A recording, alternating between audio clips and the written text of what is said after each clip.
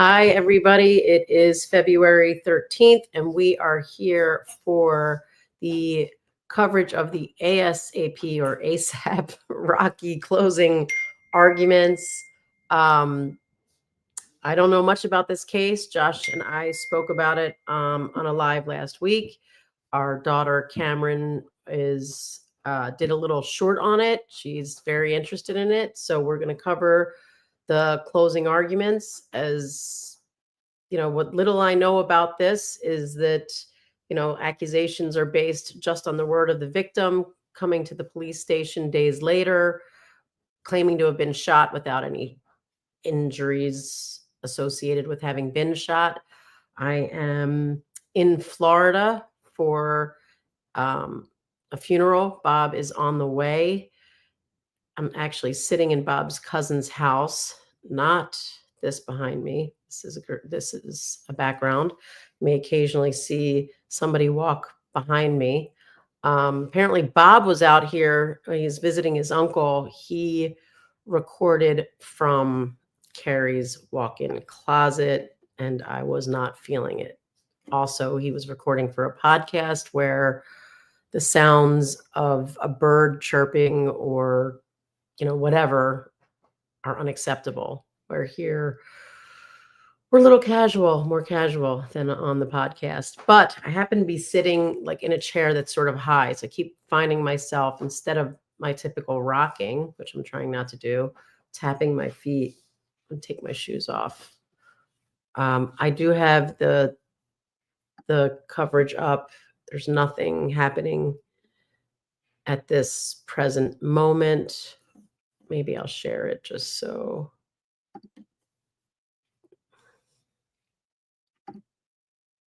everybody knows what we're about to be doing. I've got it muted currently. Why don't we test out the sound? I boosted it before sharing it. So I know all we're going to hear right now is music. I just want to see if it seems loud enough.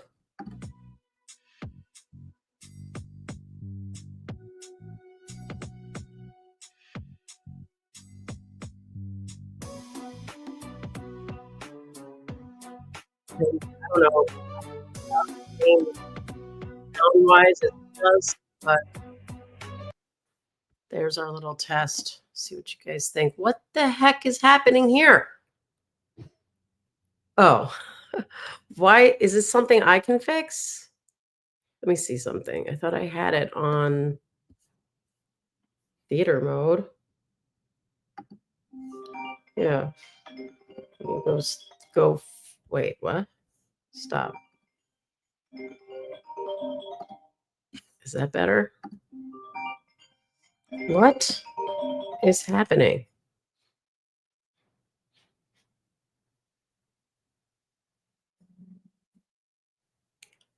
Oh, I see. It's just because of that background. It just looks weird to me, but it's not weird. All right. Let's pull this thing off and see what we got going on. Oh, there he is. That's cool. I like it. I like it. All right, let's try it out again with how we share the screen.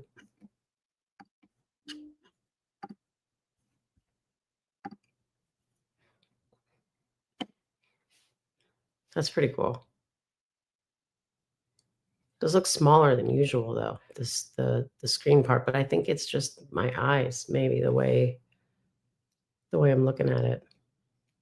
Is that Bob saying haha or is that Mandy? I think Bob's in the air. So who's messaging as Defense Diaries? Is that you, Mandy?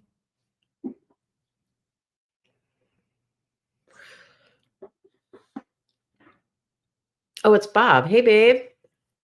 Are you in the air? Let's have a whole conversation here. And do you know?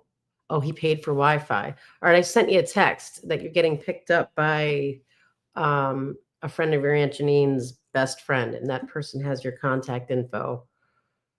But I'm gonna send it. Carrie's gonna send it to you as well. So you know what I'd like to do while we're waiting is I'm gonna pull up the short that Cameron did. If I can, let's see. And I'm not going to talk about how I'm doing it while I'm doing it because I always complain about Bob doing that. But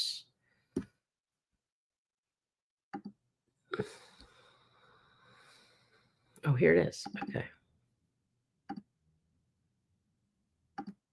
All right. I'm going to share this screen instead. I'm going to stop share that for a second. And I am talking about what I'm doing. So I guess it's hard not to. Theater mode. All right. Heard the name APRocky in the past couple weeks. And here's why. APRocky is in a relationship with Rihanna that has resulted in 2 children.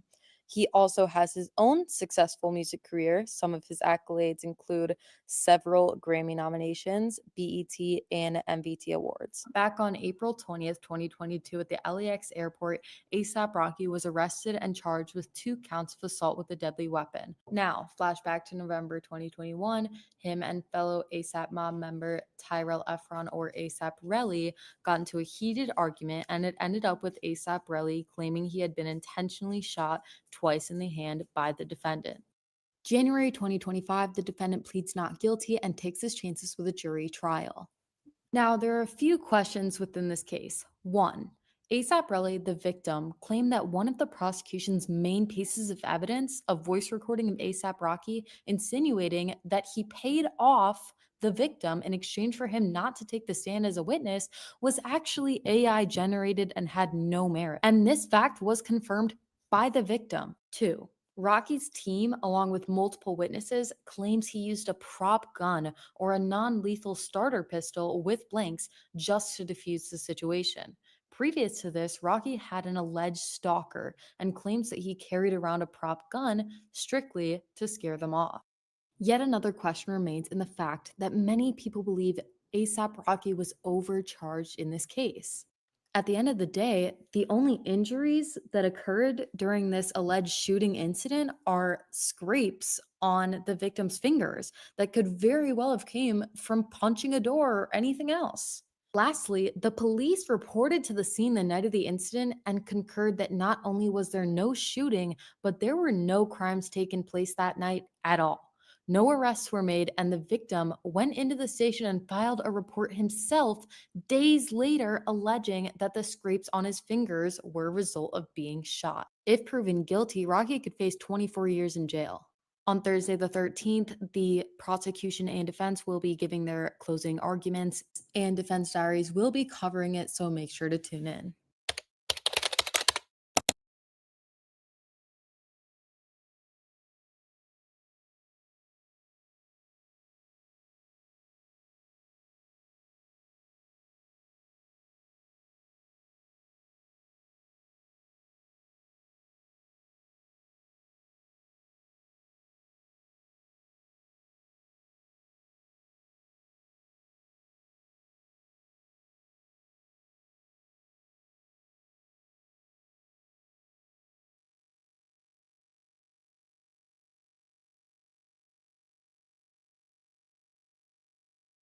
Bob, you're muted. Bob, you're muted. Oh, God. So I said, sorry, I'm back. Had to grab some water. And then I said, so there's a little background on the case, courtesy of Cameron Mata, who is self-taught at all she is doing and does. So she's amazing. Damn it. And Bob's there to watch it. I tried to scream out to Carrie to bring me water, but wait, how is that happening where the font looks like that? Is that like a cool new thing that we can do? What? Since when is that a thing? Is that with everybody's? Wow. Yeah, look at Bob gloating. God damn it. Can't believe it.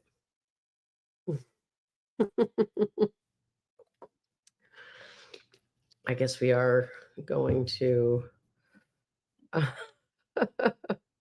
seen it. Oh, Lord. Didn't happen.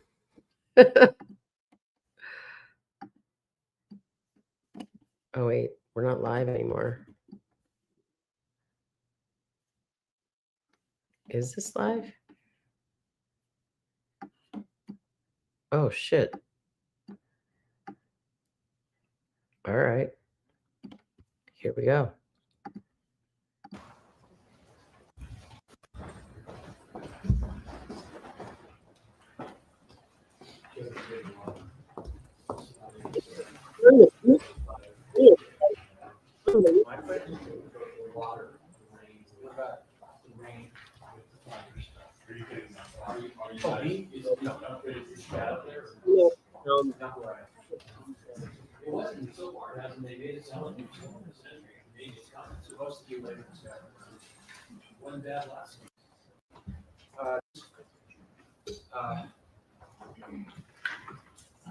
If there is an objection during the summations, I will rule on the objection.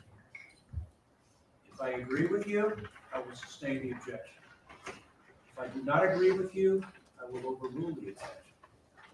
But whatever my ruling is, there will be no approaching the bench, there will be no discussion, there will be no debating, and there will be no arguing. The ruling will be the ruling, and then you move on. Fuck around and find out. That's what this judge just said. Fuck around and find out. Let's hear it again. Because we are going to be behind time. Whoops.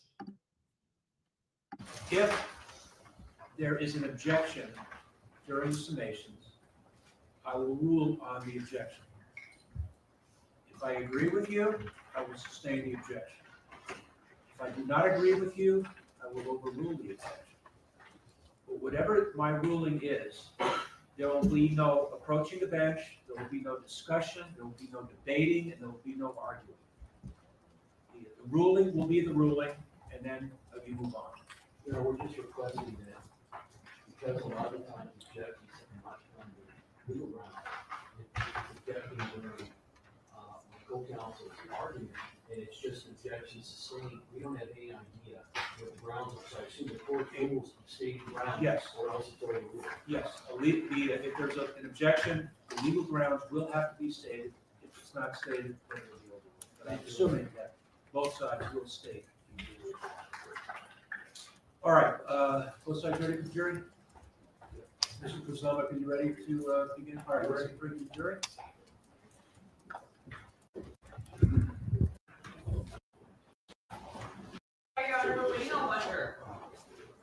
Do you know which one? I cannot, I think I know. All right.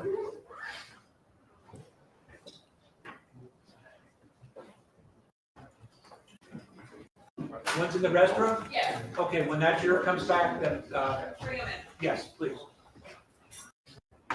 Right? We're in the restroom, everybody. We're live. Oh, when they're not talking, it sounds really loud for you. Juror number one, you can make it where you want it. What time do you get there?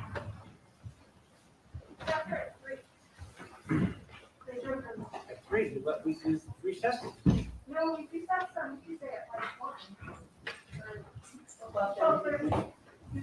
Oh, that's right. I wasn't, I can't. You got there. You got there. I got there in time.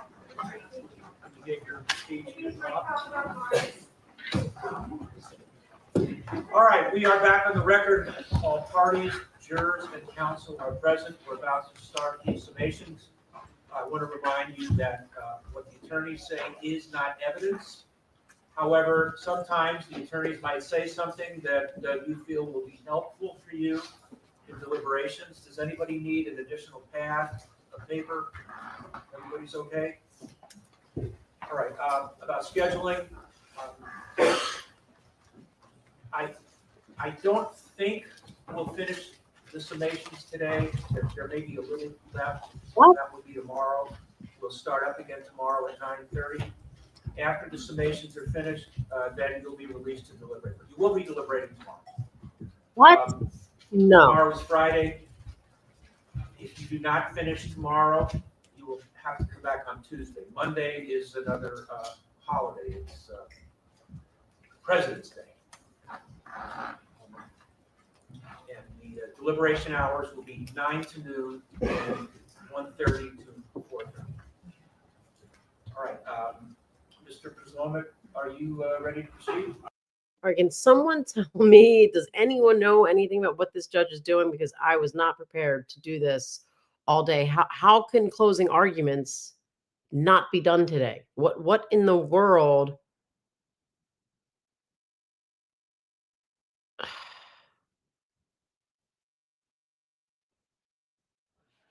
No time limit. Oh Lord, I've been bamboozled. Run amok.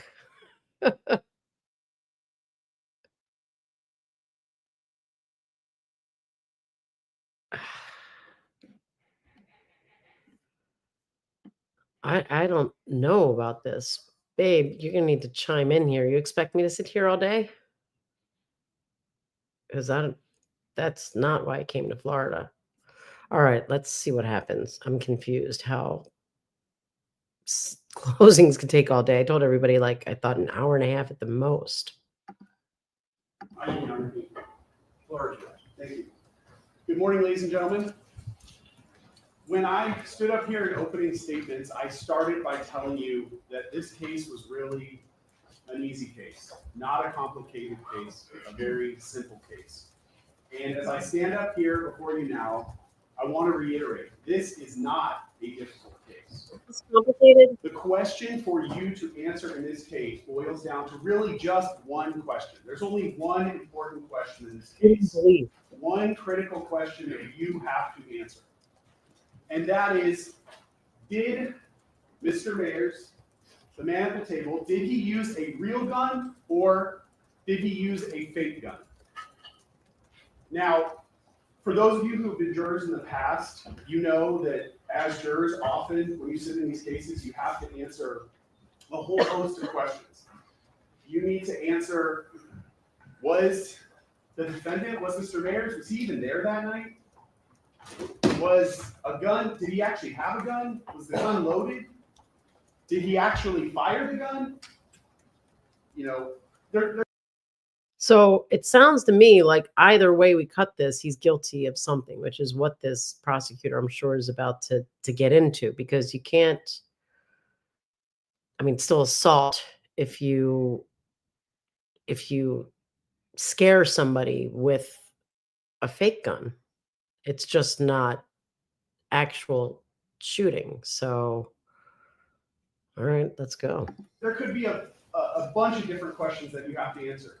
In this case, all those questions are agreed to. And it only comes down to that one question. Was it a real gun or was it a fake gun? Nothing else is in dispute. Now, I'm sure that Mr. Takapina, when he comes up here, he's going to stand up here, he's going to talk about Mr. Efron a lot. And he's going to talk to you about how did Mr. Efron earn his income, who's Mr. Efron's girlfriend, Did Mr. Efron tell people he was a millionaire? Or what kind of lifestyle did Mr. Efron lead people to believe he had on Instagram? None of that matters. None of that matters. None of that relates to the singular question that on November 6, 2021 in Hollywood, did the defendant have a real gun? Did he have a fake gun? Now, you're not going to hear me, and you haven't heard Mr. Lewin or I throughout this case tell you that after this crime happened, that Mr. Efron did not think to himself, I want to be compensated for what happened to me. And we are not going to tell you that Mr. Efron, after this crime, this horrible crime happened, that his primary motivation wasn't, man, I really need to go to the police and make sure that whoever did this was held accountable. That's not what Mr. Efron was saying. Mr. Efron was absolutely focused on himself. We agree to that. We talked to you about that all the way back in jury selection. We told you at the time, Mr. Efron filed a lawsuit. Mr. Efron wants money because of what happened. Okay? That hasn't been hidden from you. We actually stood here and stipulated to that with the defense, that there was a lawsuit, what the causes of actions were. We agree to all that. None of that's in dispute. It's very important that you understand your role in this case, and specifically what your role in this case is not about. You are never going to be asked to decide how much money should Mr. Efron get for what happened to him that night.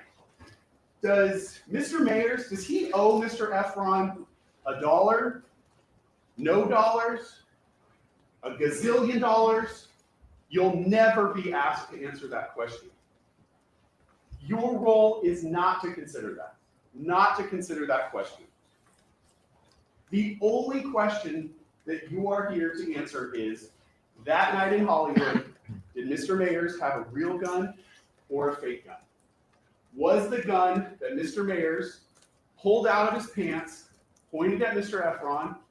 Well, yeah, the closing might take 2 days if this guy just keeps repeating himself over and over and over.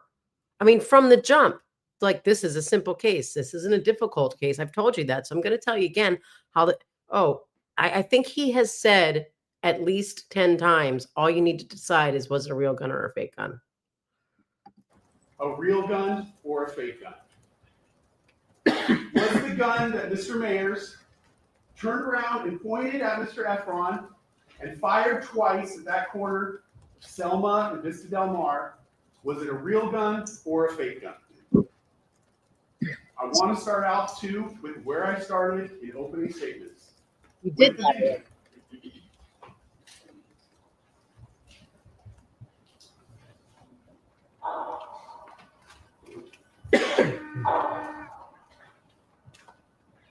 My apologies, the audio here is not good for you. But that's what we're talking about. That moment in time, when you see the gun on that video.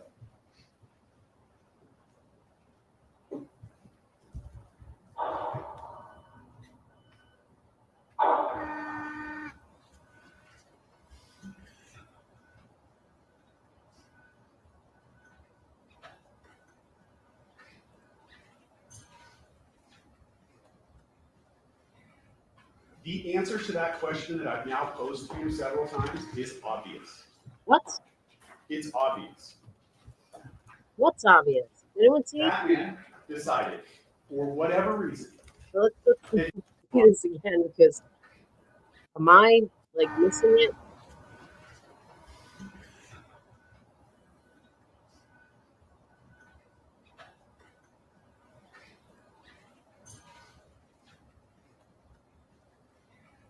Okay. the answer to that question that I've now Can you posed to see you several anything times obvious? is obvious. What's It's obvious. obvious? That man decided, for whatever reason, that he was going to settle his dispute with Mr. Efron that night with a gun.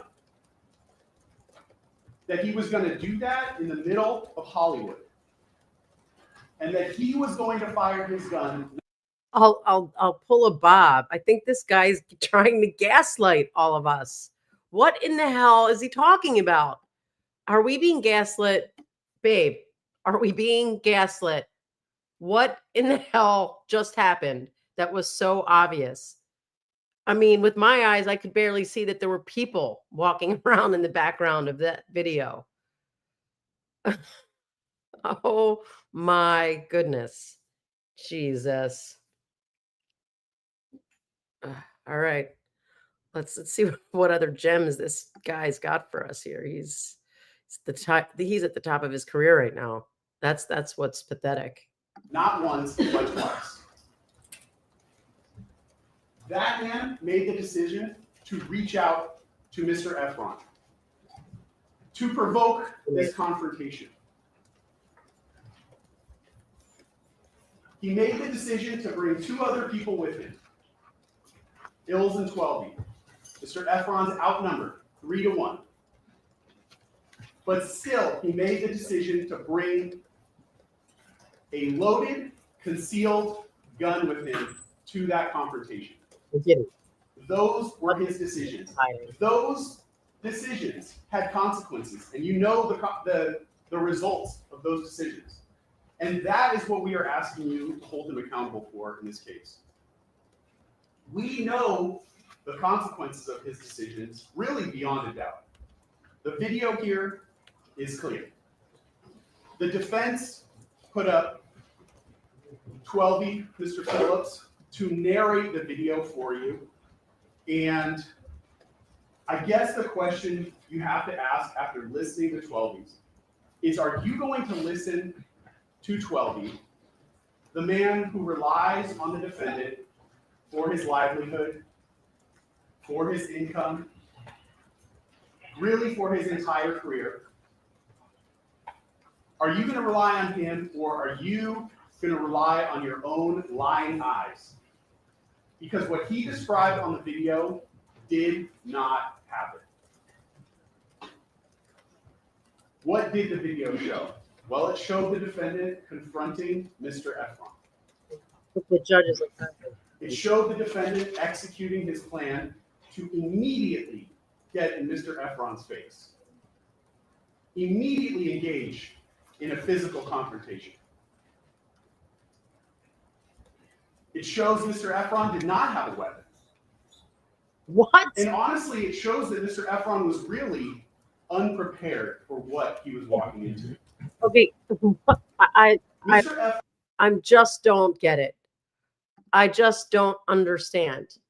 How could we see whether or not anybody even had a victim? Can anyone tell me if they could see anything more than I saw? Because could you even see any type of what the people in the video were doing or not doing? And if one had a weapon in their hand or didn't have a weapon in their hand? I'll keep an eye out on the chat. Just what is happening? Efron went there to talk. He went there to argue. He went there that night to resolve his differences, not to engage in a physical fight. But he's immediately confronted with a physical confrontation. So how does he respond? Again, let's pause. Consider Mr. Phillips, 12. When he's asked simple questions, this is just a hypothetical, but if he's asked, what's the weather like that night? You know, his answer is going to start out with something like, I couldn't tell. Mr. Efron is such a huge man. He's so muscular. When he approached me, he blotted out the sky. I couldn't tell you what it was because he's such a large individual. Okay? He repeatedly puts that fact in front of you. He wants you to focus on Mr. Efron's size, how big he is, how muscular he is. How honestly, it sounded like this was the first time that 12 had seen Mr. Efron outside of the gym. He constantly repeated how much Mr. Efron was in the gym, how big he was.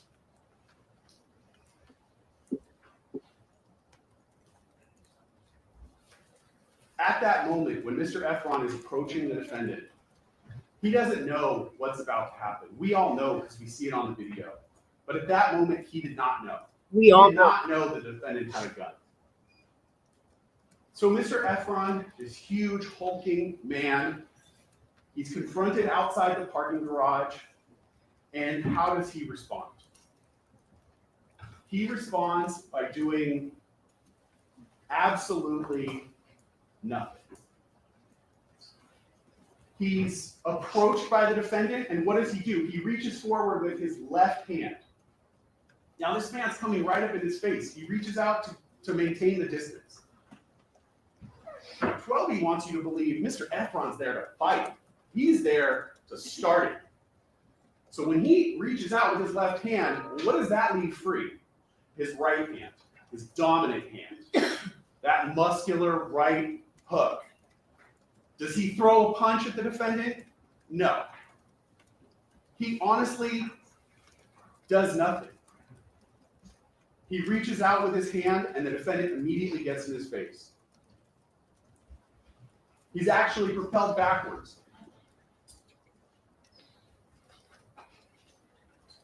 Why doesn't he punch the defendant? Why doesn't he fight? He's there to fight him, right? That's what 12 wants you to believe. He's there to fight the defendant.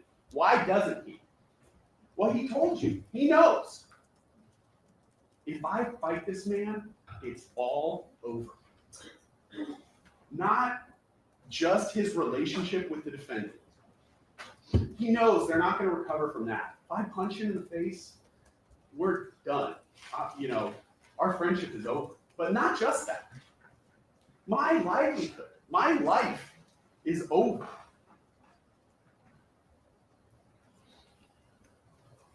He's thinking in that moment, we've had problems in the past. We've talked it out. We have problems now. We can talk it out. Okay? That's his mindset. He doesn't know the defendant's mindset, though. And he has no idea how bad it's gotten for the defendant. Because a relationship takes two people. And Mr. Efron, he can only give you his perspective. Apparently, though, it's gotten very bad for the defendant. Beyond repair. That is, Mr. Efron doesn't know that. He doesn't know how bad it's gotten until the next split second when that gun comes out. And you have to understand, in the instant that gun comes out, it has to be immediately clear to Mr. Efron, oh my God. It is so much worse than I thought it was. This man, my friend, a person I've known 15 years, is pulling a gun on me. This guy hates me. And this is not going to end well for me. It's all over. That's what he's confronted with in the split second that gun comes out and is pointed at him. My career's over, my livelihood, it's all done. Now, By the way, Bob says that I'm wrong, and I think it's so apropos that Cameron used stick figures, because that's basically the equivalent to what I saw in that video. They might as well have been stick figures. But Bob's saying that the charges, they didn't charge him with scaring him with a prop gun. You go in and do a robbery with your finger, it's still an armed robbery. But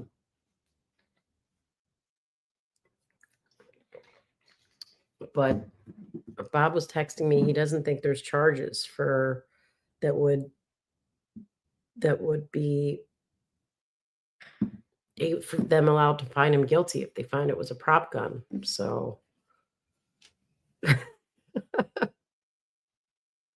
and by the way, I always just yell at Bob for misusing gaslighting all the time. Free APRocky. But all right, I wish we were behind more time. We could speed this idiot up. I'm going to go through multiple people's perspective. I am not going to hold back, okay? When I talk about the defense witnesses, I want to be very clear. What they got on the stand and told you were lies. They repeatedly lied when asked about a whole variety of topics we'll get into. But there was one thing that not even they could lie or deny. And that is what was, I mean, it had to have been obvious to you before you even walked into this court on this case. The defendant, and certainly his significant other, are powerful individuals within the entertainment industry. Even their own witnesses, even 12E, even ASAP Lou had to acknowledge that too. Wow. And they certainly have enough power to cancel small players like Mr. Efron or 12E or Lou if that's what they want to do. And that right there, in that millisecond the gun is pulled out, that's what Mr. Efron is faced with. So how does he respond to that? Powerful in the music. That's a lot to take in a very short amount of time. You cannot put yourself in his shoes and say, what would I do? You cannot possibly capture all the emotion, all the history, everything that's going on in his head. And he probably Are you doesn't sure? respond the way he Are you? would. You know? I mean, you probably would not walk after the person who just pulled a gun on you and unload on them verbally with your grievances. But he's angry. He's upset. He's confronted with his life changing, and he knows it's over. And even though the defendant pulled a gun on him, he's not really thinking about the gun. So he follows, and he tells the defendant how he has failed the other members of their collective. And he uses Ills and he uses 12E as examples along the way.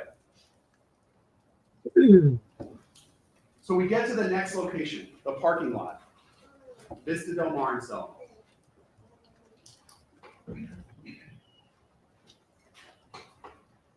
And when we get to that corner, the defense, certainly 12E, want you to believe that as they arrived there, Mr. Efron immediately started attacking Ills.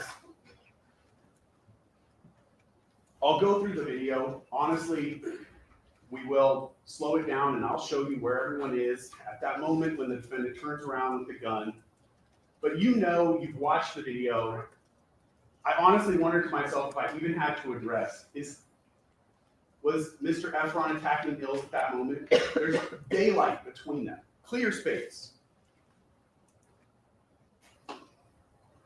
But this is where the defense is going to double down on the idea that you cannot believe what you see with your own eyes. Because when you watch the video, you can see space between Ills, you can see space between Mr. Efron. 12E could not acknowledge that on the stand. That's not why he was here. Your elbow. He was here to say that Mr. Efron was attacking Ills. Or, just. And I'm sure, as you listen to his testimony, when he first started testifying, you had to think, this sounds like so something that's in Midwestern, practice. This sounds like a man who's repeating pre-programmed answers to it. It came off very robotic. I don't have to tell you he was coached into certain answers because you saw it for your own eyes in court. You didn't see it, you heard it. When 12E's asked a question, what is awe? That's kind of a mundane, really seemingly insignificant question. What does the defendant do? He screams out, don't answer that. Don't say. He's literally coaching him in court in front of him. And what's 12E's response? My brother's company? Oh, man, I don't know. I can't say. So do you expect him to come into court and tell you the truth about exactly what happened on that street corner? Maybe not. That video does not show Mr. Efron attacking Ills. And that really is why when we get to the jury instructions, the instructions on defense of others are not going to apply in this case. Because what the video shows is that when they got to that street corner, the defendant thought, I've had enough. And he decided to pull his gun, and he decided to start firing at Mr. Efron. The video clearly shows, before Mr. Efron is anywhere near Ills, the defendant is already pulling the gun out, turning around, putting his arm forward. When exactly in that sequence he fired, hard to say. The sound doesn't necessarily match up perfectly with the audio. These are from two different systems. The sound is farther away than the video, but they're close enough that you can tell that in those seconds, the defendant starts firing. Are you sure? How does Mr. Efron react? He reacts by grabbing Ills and using him as a human shield. Would be a natural response when you're faced with someone firing a gun at you. Wow. How does the defense try to twist that though and reframe it? They try to tell you that's actually, Mr. Efron attacking Ills because it's a tough case for them. So the victim is allegedly being shot at, and he pulls someone else in front of him to block the. I mean, is that murder? Because I don't know. Did he? Wow, that guy's got to live with that. That's what the prosecution's saying about you, buddy. You were getting shot at, and you used your friend as a human shield. Wow. Because it's all on video, you get to see it for yourself. This would have been a lot easier if there was no video and all they had to do was poke holes in Mr. Efron. But there's video. Are you sure? Are you sure? What you see on the video is not really what you see. Apparently, the defense also thinks that it's a problem that the defendant is actually firing shots at Mr. Efron. A problem for their defense of, apparent defense of Ills, because they say actually what he was doing was firing warning shots. Warning shots. We thought it was a prop gun. There's no such thing as a warning shot from a prop gun. So that takes me to the next, really most absurd part of the defense in this case, which is that not only was this a prop gun, but Mr. Efron knew it was a prop gun. Now that changed. They want you to believe Mr. Efron knew that this gun was a prop gun. But at the same time, they also want you to believe, need you to believe, that he pulled the gun in order to intimidate Mr. Efron with the gun that Mr. Efron already knows is a prop gun. It is absolutely absurd. That is a point. He wasn't scared. Let's start with the first premise that they. He wasn't scared because he knew it was a prop gun, but I pulled out what he knew to be a prop gun to scare him. I guess you say, yeah. I mean, can't have it both ways. Can't have it both ways. They want you to believe there that the defendant is carrying a prop gun in the first place.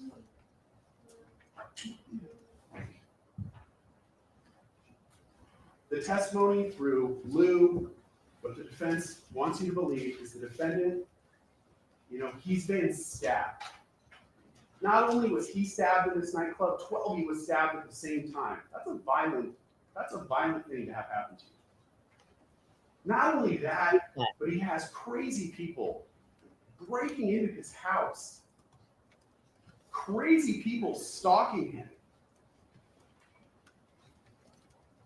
Also breaking into his house. And when he's faced with that real violence, being stabbed with a real knife, having real people in his house that he doesn't know, what is his rational response to that? Let's carry a fake gun. Let's talk about Lou for a second. This ASAP Lou. ASAP Lou is a very valuable friend to have. ASAP Lou tells you that the defendant singled him out in a crowd because the defendant liked his energy. And little did the defendant know that he was basically recruiting the Swiss Army knife of best friends. Okay? ASAP Lou, not just your personal assistant, but he turns into your tour manager. You need someone to be at your house while the police are searching it on a moment's notice, you got Lou. He's there. But, by the way, let's be clear, Lou, he's totally impartial. He's not financially reliant on the defendant because Lou also has his own DJing business and his own clothing brand, which apparently have nothing to do with his good friend, the famous musician who is also an ambassador to multiple clothing designers. Lou must have done that all on his own. On top of that, Lou, I said he's the Swiss Army knife. One of his functions, he's also the defendant's security consultant. And Lou told you that he sat down with some unnamed, unidentified security expert that did not testify, whose name he couldn't tell you, could give you no information about. And after the real security issues that the defendant was having, being cut with a real knife, he decided the best way that he could protect himself, that Rocky could protect himself, is with a fake gun. So that the next time someone approaches him with a real knife, he can pull out his fake gun. That's going to go one of two ways. That assailant might say, I didn't know you had a gun, and leave. Or they might attack you with their real knife or their real gun, and your fake gun is completely useless. You have no way of actually defending yourself. And if you're faced with real threats, clearly you want to have something that you can really defend yourself with, not some prop. That security advice, that is not just illogical, it's absurd, okay? And the reason why it's absurd and makes no sense is because it's not real advice. That advice was not given to the defendant, okay? Lou made that up for this case, for his testimony in this trial. It did not happen. But wait, because it gets even more absurd, all right? It's even more absurd because they're saying that Mr. Efron knew, he knew that that gun was fake when the defendant pulled it on him. So any even remote possible deterrent effect that that fake gun would have on anyone goes completely out the window when we're talking about Mr. Efron. Because Mr. Efron knows it's fake. I mean, with the defense logic. All right, so here's what I'm going to say. The guy has a point on this, but how many times does he need to say it? It's like he's still saying it. He's what does he really think he's accomplishing by, like, the more he drills it, tries to like drill it into them, I almost think it's counterproductive. And I'm one who is known for sometimes, you know, repeating myself or saying it in a different way. Think I'm saying it totally different, but basically saying the same thing. But this guy is insane. The defendant could have popped a balloon and it would have had the exact same deterrent effect on Mr. Efron as the fake gun. Did they prove to you?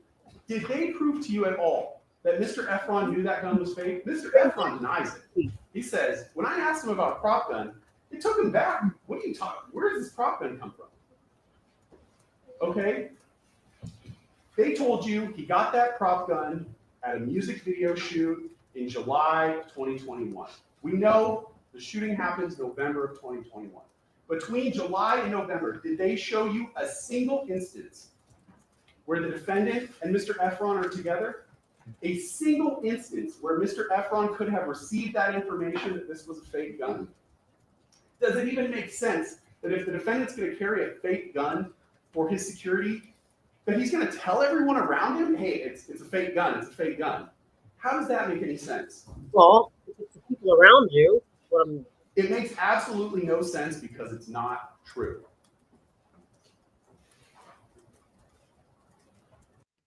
maybe we should all start actually carrying scary balloons. It doesn't take too much time to blow them up.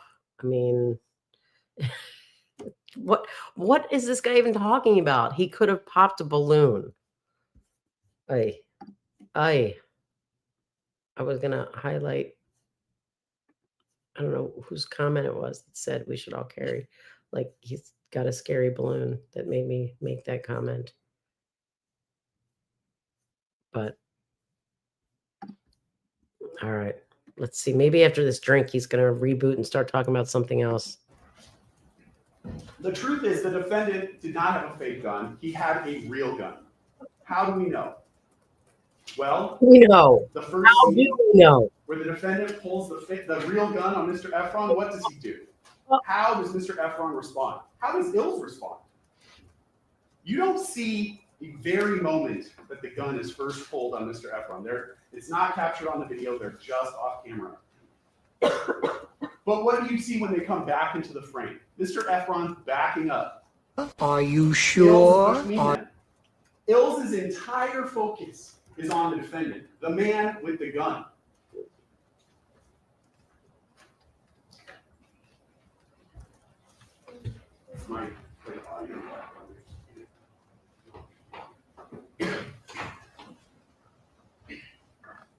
Where's Ills looking?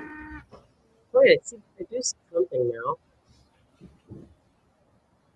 Is he focused on Mr. Efron, the provocateur, the one who's provoking this fight, who's trying to hurt? Well, that's the one with the gun. His friend Rocky? No. He's got his back to trying to hurt. Where's my audio?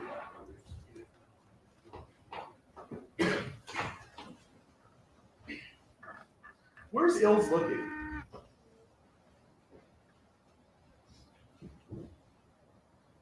Is he focused on Mr. Oops. Where's Ills looking? Where's Ills looking?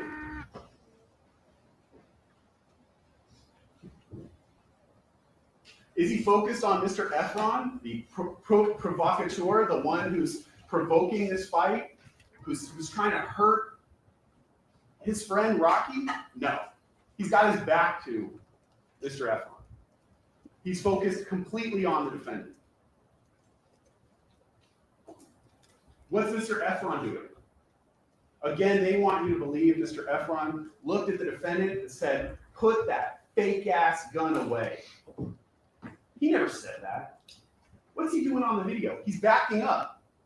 No, the guy is backing him up. I thought. Now I didn't. There's no video of the second that gun is pulled on him from this scene. But there is that video from the second location. So I want to play that for you, and I'm going to slow it down for you. I will play it at 2 different speeds. You've seen this video over and over and over. You could probably, if you have any artistic skill, you could probably draw it out from memory. But I want to play it slowly. You know who the people are involved in this. What's the defendant doing? Walking. He's pulling the gun out, and you see Mr. Efron dive behind Ills. That's how Mr. Efron responds when the gun is pulled on him. No.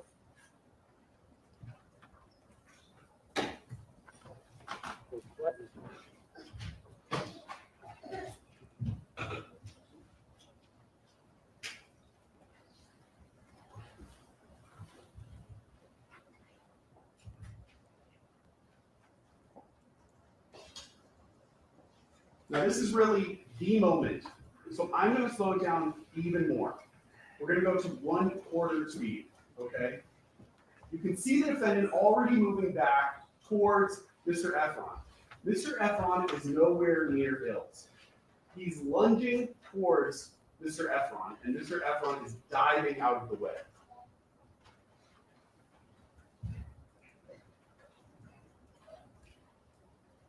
There's people near.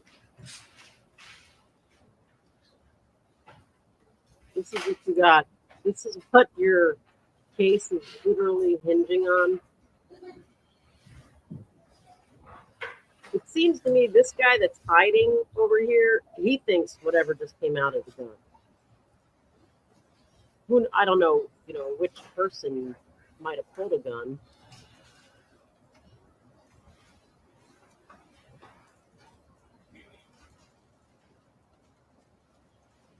Or is that a shadow? I can't even tell.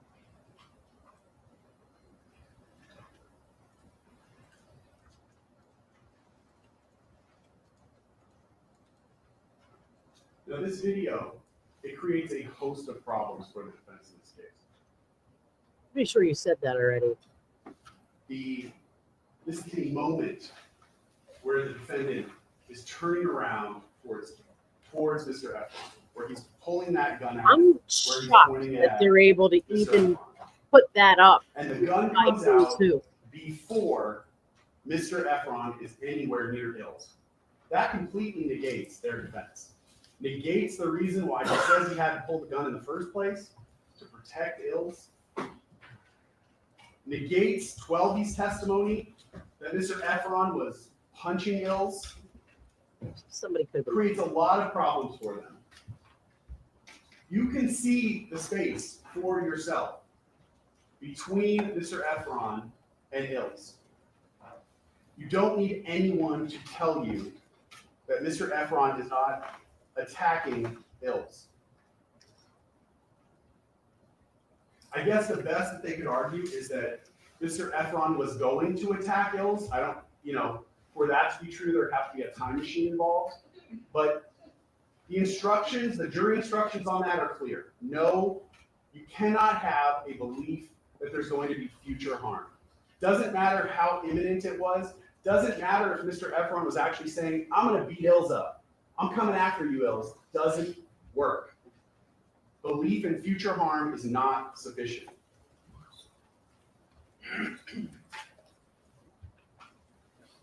I want to go back to this. You can see the moment where the defendant turns with the gun in his hand, where Mr. Efron is, and where Ills is.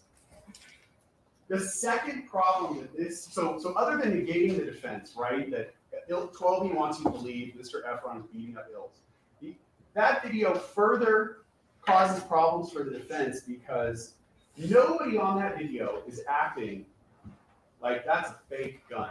They're all reacting to a real gun. Consider it from each of their perspectives. From the defendant's perspective, Mr. Mayers. If he's holding a prop gun and Mr. Efron knows it's a prop gun, that's what they're telling him, right? Why does he have to run towards Mr. Efron? Why does he have to move at all? Why does he have to lunge towards him? When Mr. Efron runs around Ills, why does he have to try to duck and dodge side by side to try to get a line of sight around Ills?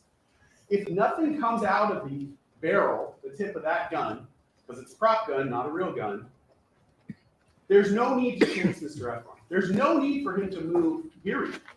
The gun would make the sound. They're telling you that's what the deterrent is. So why does he move? He moves because it's a real gun, because things do come out of the end of that. And he's trying to get a line of sight on Mr. Efron. Consider it from Mr. Efron's perspective. They want you to believe at the first scene, Mr. Efron looked coolly at the defendant when he pulled that gun out and said, put that fake ass gun away. So when he pulls it out a second time, a few minutes later, does Mr. Efron look back at him and say, do I have to tell you again? Put that fake ass gun away again. No, clearly that's not what he's doing. What he's doing is reacting to, oh my God, someone just pulled a real gun off. And he's jumping around Ills, trying to put something in between him and the defendant. They're very close. He believes that's a real gun. He knows. His reactions are, that's a real gun. 12E. Let's talk about 12E's perspective.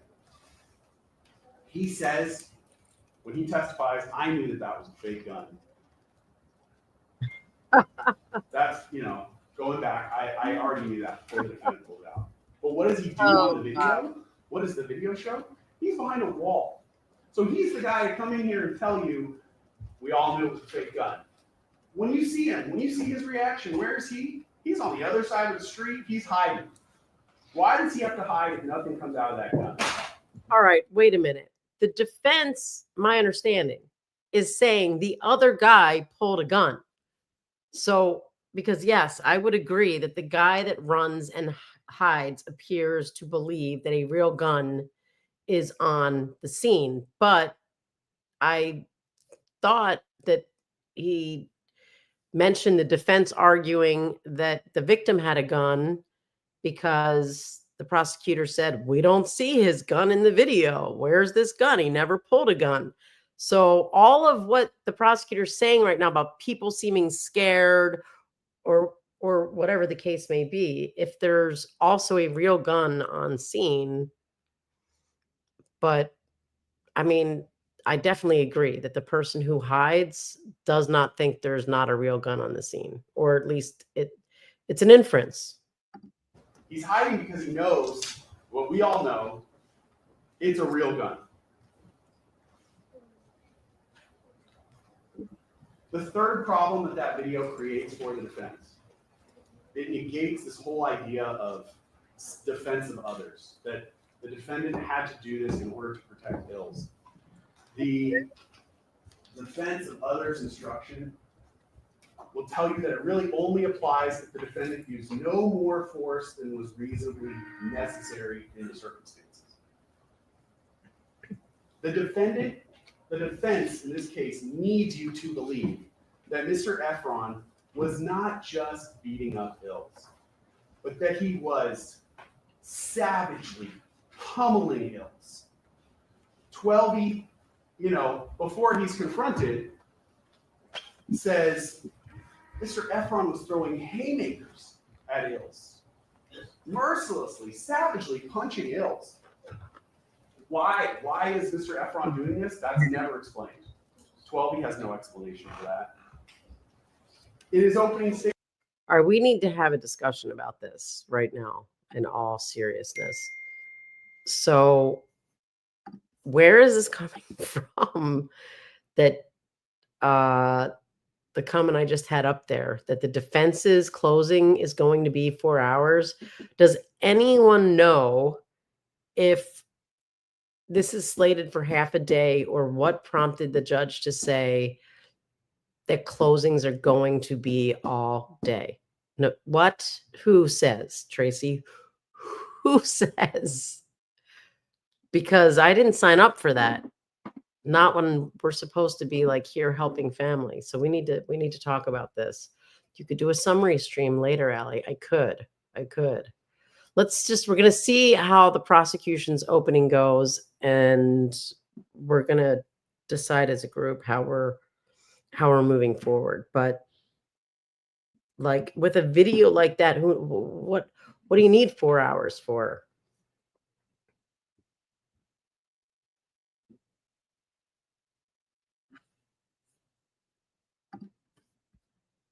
Statement, Mr. Takapina told you that Ills' face was pumped.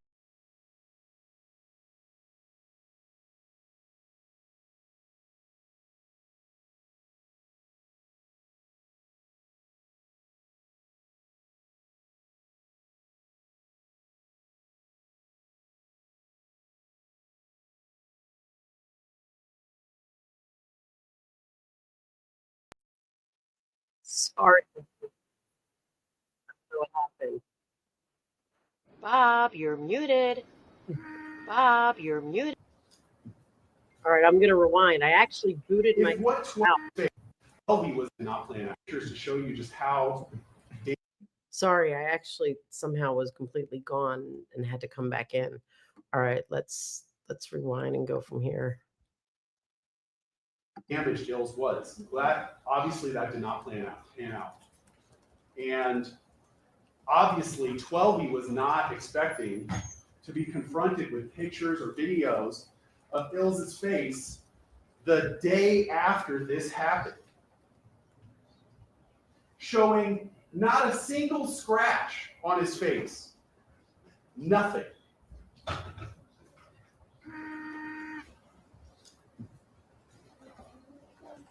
If what 12E was describing to you had actually happened, these savage blows landed on Ilse's face, if that had actually happened, they would have brought in photos of Ilse's bloody, bruised face, black eyes, busted lip, whatever it was, cut on his cheek. Do I live in a world where the defense, oh, well, I mean, there's no defense of self-defense being put here. Why is he talking about the defense's burden to do anything? And why isn't the defense objecting? He's not supposed to be burden shifting right now. That if he had been hit, he would have, presented this evidence.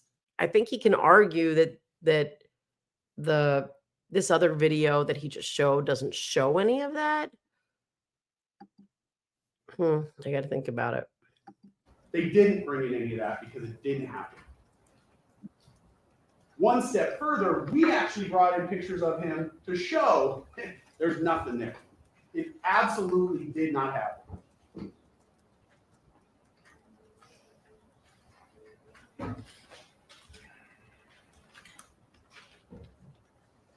Okay. Before I go on, I want to address another thing that I'm sure Mr. Takapina is going to talk about when he stands up here, and that is the injury to Mr. Efron. And some of you may have the attitude as you sit here, you know what? He wasn't really hurt that bad.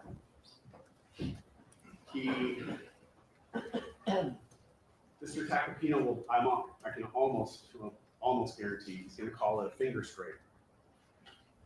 And then you have on top of that, you have Lou blurting out that, the defendant is going to go to prison for this long period of time. There's a reason why the judge sustained that, told you not to consider that. But it's interesting that Lou blurts that out when he's not asked a question about that.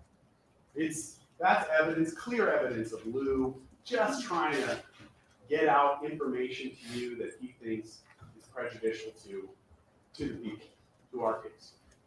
Yeah, sounds like it.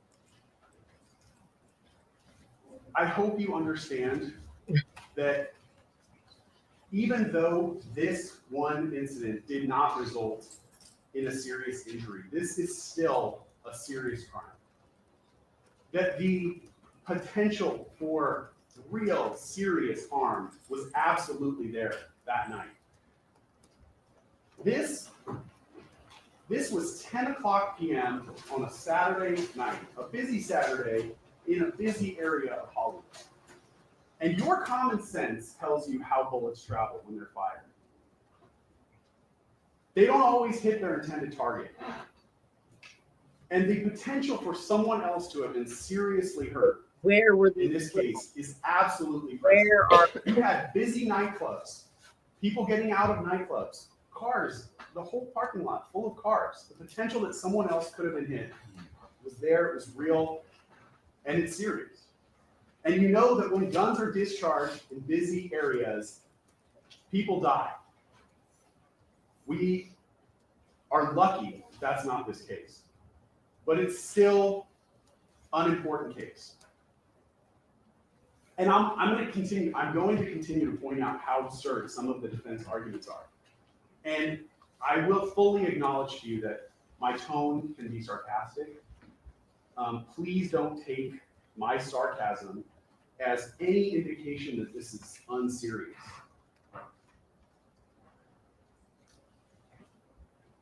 There are definitely laws that you can argue with and say, I don't really know if this should be on the books.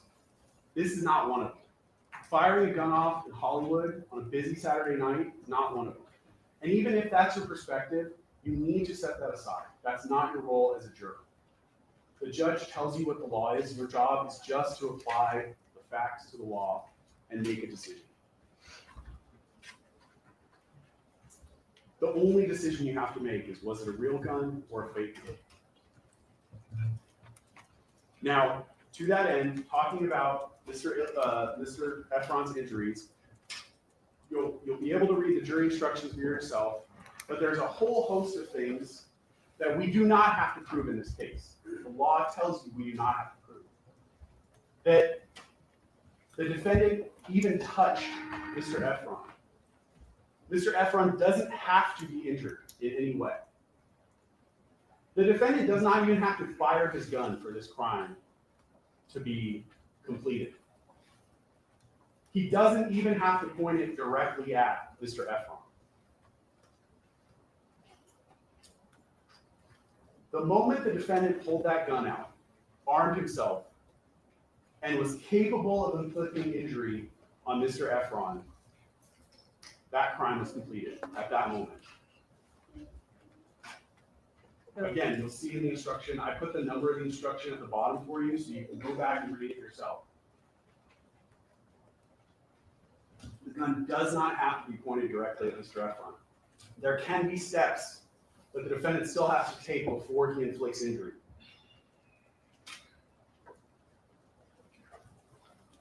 It does not even need to be fired.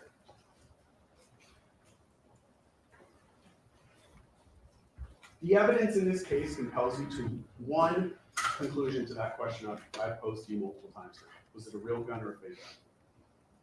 And that is really that the defendant was in possession of a real gun. Mr. Efron recovered real ammunition from the scene, from a real gun that fired. Wait, Everyone in the surveillance videos that I've played. I mean, isn't that the real question?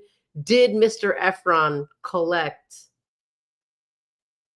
real bullets or casings, whatever the case may be? And I don't know if anyone here knows, how many did he claim he collected? And where is the video of him, like, after all this happened, searching around and collecting them? Was that ever something? Like, where is that?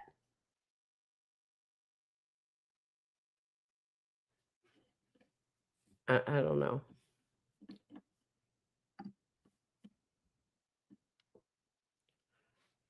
For you now, that I've slowed down for you, is responding like it's a real gun.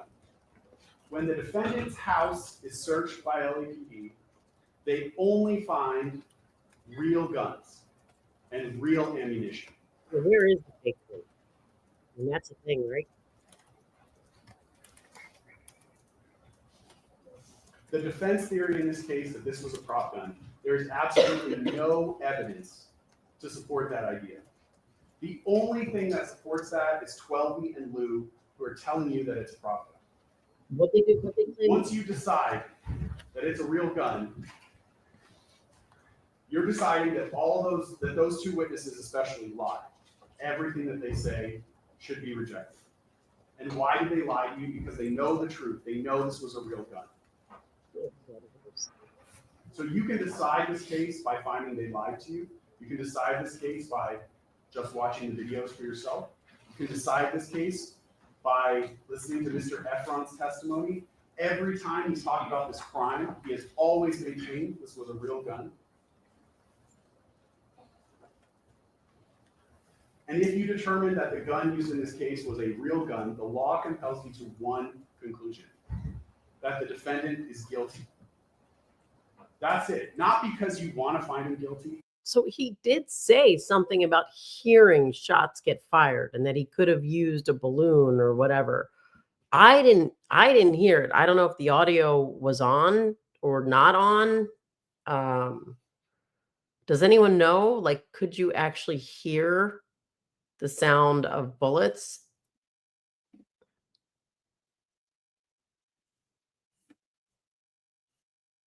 All right, we'll keep an eye out on the chat.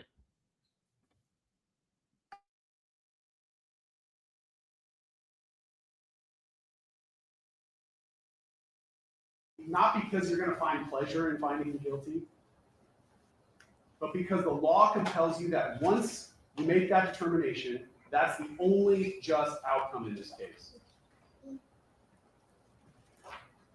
I know Mr. Takapina is going to talk about Mr. Efron, and he's going to talk about all of Mr. Efron's statements. He's going to point out every single minor inconsistency.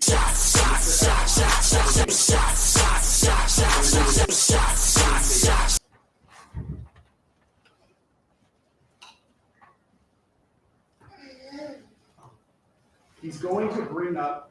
Does anyone know what the defense claimed those sounds were from? That's my next question. Points in time that Mr. Efron is talking about things that have absolutely nothing to do with this case. You saw that clearly when the defense put up Wally Sajemi and tried to play snippets of Mr. Sajemi's recordings of Mr. Efron. They tried to put up clips where Mr. Efron said to Mr. Sajemi, "I'm already a millionaire." Oh, look, see, he said he was already a millionaire, but he's not. Where he said to Mr. Sajemi, "Go ahead and post news articles on social media." He said he was, I'm suing Rocky. I don't care about the police. I don't care what happens to the criminal case. I'm getting 30 M's. If I disappear, this case will be harder for the prosecutors. All those clips, none of those clips helped you answer the question in this case: was it a real gun or a fake gun? And who cares? Who cares if Mr. Efron said in the past he was a millionaire when he wasn't? Who cares if he asked someone to post a news article on social media? Mr. Efron wants to be paid because he was the victim of a real crime by a real gun. And some of the most important evidence that you heard in this case actually came from those recordings. Those recordings are very important because Mr. Efron does not know he's being recorded. He thinks he's talking to his friend. He has no idea that this person is betraying him, recording him, and then immediately turning their conversations over to the defendant. These are his unfiltered, unprepared thoughts. He's not talking to the police. He does not even know he's being recorded. But what he says to Wally in those recordings is exactly what he told you here in court. I want to go through them because these recordings are important. So I'm going to break them down. We're going to play a couple. Besides, I'm mad at both y'all niggas because I'm that shit happen, you feel me? Oh, it ain't no picking sides. That nigga 100% crazy and wrong. Yeah. 100% wrong. And he got 12-year ills mixed around. I'm not. You gotta understand, Rocky been on his high horse for a very long time. You feel me? He didn't have to do what he did. I don't have, he forced my hand. You feel me? I got over 20 missed calls between him ills. Why is Rocky going out of his way to do anything like that? You get what I'm saying? I'm pretty sure you didn't hear the story or whatever it is, but you gotta look at it like this. Why is he going out his way to call me 20 times? Got ills and 12 you with him. Text messages saying link up, where you at? And all of this is because of I pressed him about Josh, him not doing right by Josh, and he spoke to Josh's mom and lied. You get what I'm saying? So I wrote him about that. He hits up Bari later about that, but I'm with Bari. Bari got the phone on speaker. You get what I'm saying? This shit didn't fit well with me. So Rocky talks about me within that conversation because he sees I text him about Josh. You feel me? Told him taking ASAP out my name. This is 7 months ago. I took ASAP out my name. You feel me? Yeah. He's a bitch, so he goes in and hit Bari because Bari hit him. What in the hell? I would now. I wish I knew what happened pre-trial. Why is this not hearsay? This is not the defendant's statements. This is out-of-court statements of Efron. What? Influencer a whole week later doing that complex con shit. You feel what I'm saying? Just so happened I'm with Bari while Rocky hits him. says my name. You get what I'm saying? Real Money, 12-year ills is at his house. I hit Real Money the next morning, tell Real Money, I heard Rocky bitch ass, tell him I don't fuck with him, woo-dee-woo. You feel me? No fighting words, none of that. Just basically, nigga, I heard you. But in Rocky's head, he was like a bitch because Barry had him on speaker. Rocky don't know who else heard that conversation, but he know I heard him talk about me. And I told Rocky over the years, nigga, if you have a problem with me, let me know. Stop rocking me sweet. You feel me? Boom, boom, boom. Next thing you know, I guess that was enough for him. He felt like a bitch because he knew I heard that conversation. I wasn't supposed to hear that conversation because Rocky never, ever, I never heard him say curse words or even have that type of energy towards me. You know what I'm saying? So now I know the real him. I tell Real Money, tell that nigga fuck him. You feel me? Boom, boom, boom. Shit is related to him. Next thing you know, I get over 20, 30 missed calls between him, Ills, and Rocky. Text messages. I'm staying at the Lowe's. I tell him, he calls me. I finally answer because I'm sleeping. Yeah. I answer him. He's like, where you at? With a slim voice. I'm like, huh? Where you at?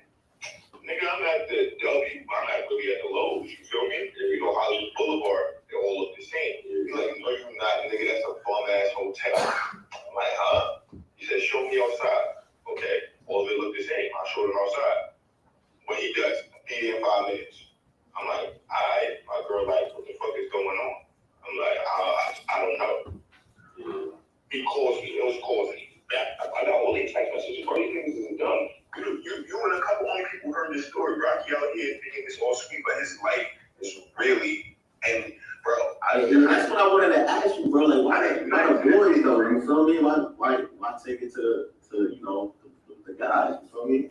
Who, me? Yeah, think though how the boys. Why wouldn't I, bro? He's a multi-millionaire. He blamed at me. I'm no longer on his level. Everybody turned on me. Everybody, bro. Rocky had everybody turned on me that day. He blamed on me. He blamed on me. Is that?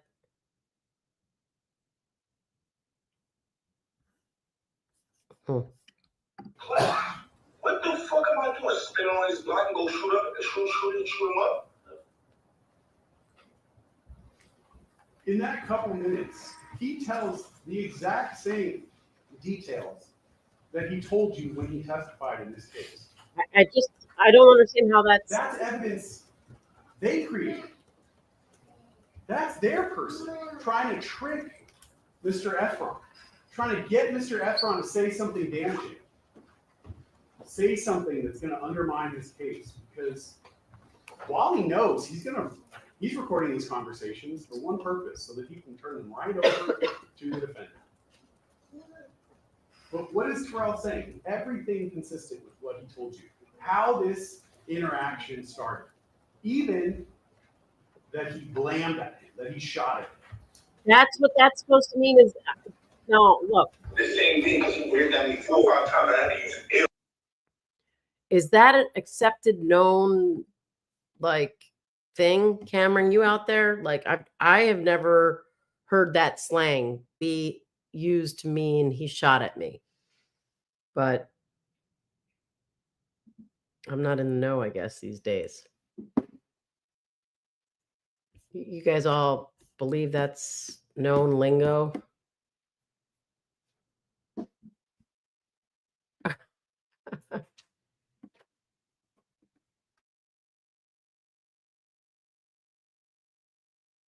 As a shield, I feel niggas ain't trying to like, you feel me? You not trying to end squash this shit, get some paper or something, or what? You know, like. Bro, it's too late. He told me to suck a dick. Boom, boom, boom. I hit up John the same day. Bro, that's all on him. He had nothing but time. Bro, when I got the best boy in LA and went about my business. You feel me? He told John to stop contacting me. I sent him the pictures of the bullets, sent him the text messages of him, letting him know how serious this is. You know what he said? Nigga, fuck you. So what I'm supposed to do? Accept the nigga shooting at me 4 or 5 times where I almost died, or sue this man. Now coming with suing, of course, the severity of the case, he's trying to kill me. So that's what he gotta read. You feel me? There ain't no way niggas could squat, like, you feel me? No paper, no nothing, bro. Like, you feel me? Like, bro, he's a grown, he's 33 years old. He got other men talking for him. He know what he did. You get what I'm saying? He had more than enough time. This shit happened 7 months later. He wasn't trying to reach out to me. He still didn't reach out to me. you know, with legal shit involved out of boys, you know, so. That's on him. I didn't want to go like that. I went ahead and got a lawyer. When you get a lawyer, that has nothing to do with boys. And Jabari, his friend, he might as well thank him for him not being late in the field, because those allegations, you feel me? He got enough, and you're part of the PR team. He would have had enough people to block that if Jabari didn't say nothing, bro. Those was allegations. Jabari made it official. Again, he's entirely consistent. The defendant shot at me 4 or 5 times. The same thing he walks into the police station and tells the police. He's entirely consistent about what happens after the shooting. That he reached out to the defendant, that he sent him text messages, pictures of the fired cartridge cases, that he reached out to the defendant's manager. All that consistent with what you saw in the text messages and everything else that came in. Even how he was outed as the victim in this case, that Jabari made it official. I don't get it. He's supposed to admit that he's lying to someone that he knows Rocky. Like, if this is a scam, I don't know. What do you guys think? That Jabari was the one who said that he had snitched and attached his name to it. That's their evidence that they created. And it's entirely consistent with what he told you when he testified. I just want y'all niggas to kind of end this shit and, you know, bygones. And you know, he ended it when he shot at him. Who ends anything when a nigga shoot at you 4 or 5 times when you gotta grab another member to protect yourself?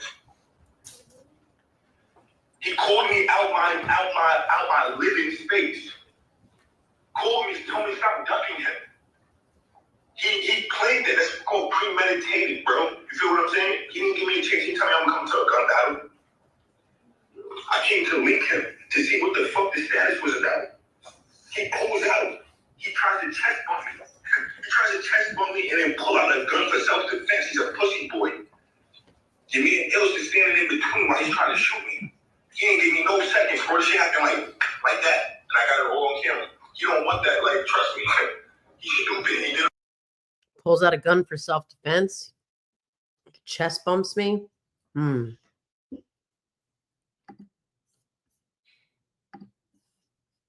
on camera, champ. Again, consistent. I didn't know I was walking into a gun battle. I didn't bring a weapon. What does he do to me, though? He tries to chest bump me, and then he shoots at me. So it's really to get in the way, or you just trying to move on and shit. Besides suing somebody like that, you feel me? Now he got to face the consequences of with that because he wanted to be a gangster and run out his crib like that. That has nothing to do with me. You feel me? I did my part. If you look at it on my end, what else am I supposed to do? Why not just ask for the bag or, you know? I tried already, bro, and you don't ask for the bag because that's extortion, bro. When you got somebody that's shooting at you, you ever look like, I'm smart, bro. You gotta understand, I'm not no dumb black nigga, bro. You know what I'm saying? You ask for a bag without a lawyer, bro, it's called extortion. You feel me? You gotta do everything accordingly. Everything accordingly, or it's gonna catch up with you. What's Mr. Sajemi trying to do? He's trying to bait Mr. Efron into giving some kind of inconsistent answer, but Mr. Efron is consistent the whole time. The lawyers, when I went to the lawyers filed, gave the police the evidence, but you can't sue somebody with circumstances like that without criminal actions because it's such a heinous crime. When you purposely know what you're doing, that's a whole different ballgame. You get what I'm saying? And I'm still feel sympathetic for this man because I know that. I know what he's about to endure. But he told me, fuck off, go to the police. He told me this type of shit. You're hearing his unvarnished, his unprepared thoughts. He's telling you, even as this happens, he still feels bad for the defendant. still knows he's about to go through stuff, but the defendant gave him no other option, told him to go to the police. I'm not the toughest nigga in the world. I don't know too many gangster niggas that's gonna come at Rocky. He's a millionaire, bro. That shit can come from anywhere. He decided to fire on me. And that's why, right? Because it was the defendant's decision. Like, who gets cool after somebody firing on you 5 times, bro? Nobody. Bro, I could probably talk to him and shit and figure out, you know, like some. I don't even want no message relay like that because he had more than, bro, I had over years to reach out to me, bro. I'm not the hardest person to reach. You get what I'm saying? He chose to do that. Like, and you seen what I just sent you the other day, how he reacted off of me hitting up John to try to figure out what we're gonna do here before I even hit up a lawyer or anything. You get what I'm saying? Yeah. Like, he don't want to hear nothing from nobody, bro, until like something. Wait, is this the alleged AI conversation? What is the, no, this is not the AI conversation.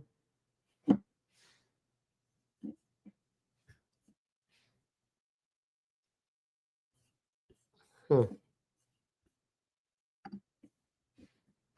is like that. You get what I'm saying? Yeah, And then I don't want to jeopardize what you have going on and thinking that you spoke to me. Like, don't even put yourself involved in this shit, bro. Trust. Rocky will start looking at you funny, and I don't need you feeling like, you know what I'm saying? Yeah. It just trickled down to everyone, you feel me? Like, even if you don't, you feel me? Like, everybody's career will work for him.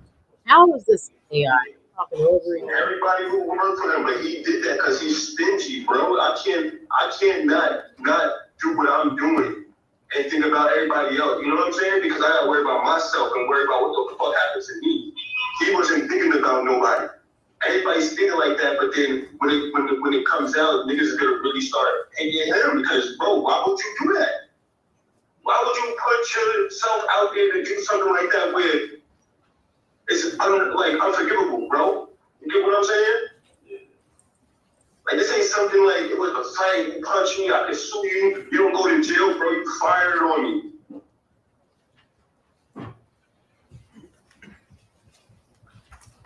Those recordings are important because the defense created them. Because Mr. Sajemi knew he was going to send those immediately to the defendant. And he recorded 2 separate phone calls on 2 separate dates. So just so you guys know, I'm currently trying, so I'm texting Bob and Cameron, like, no, we're not doing this all day. I'm like, unless Cameron wants to hop on for the defense closing. So I'm trying to convince Cam to come on and give her, layman perspective along with y'all.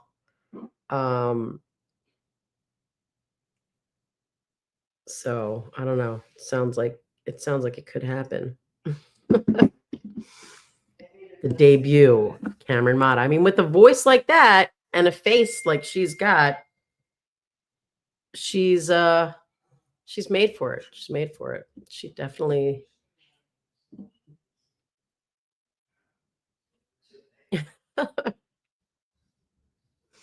Bob's for it. Bob's here for it. So we'll see. We'll see what happens, guys.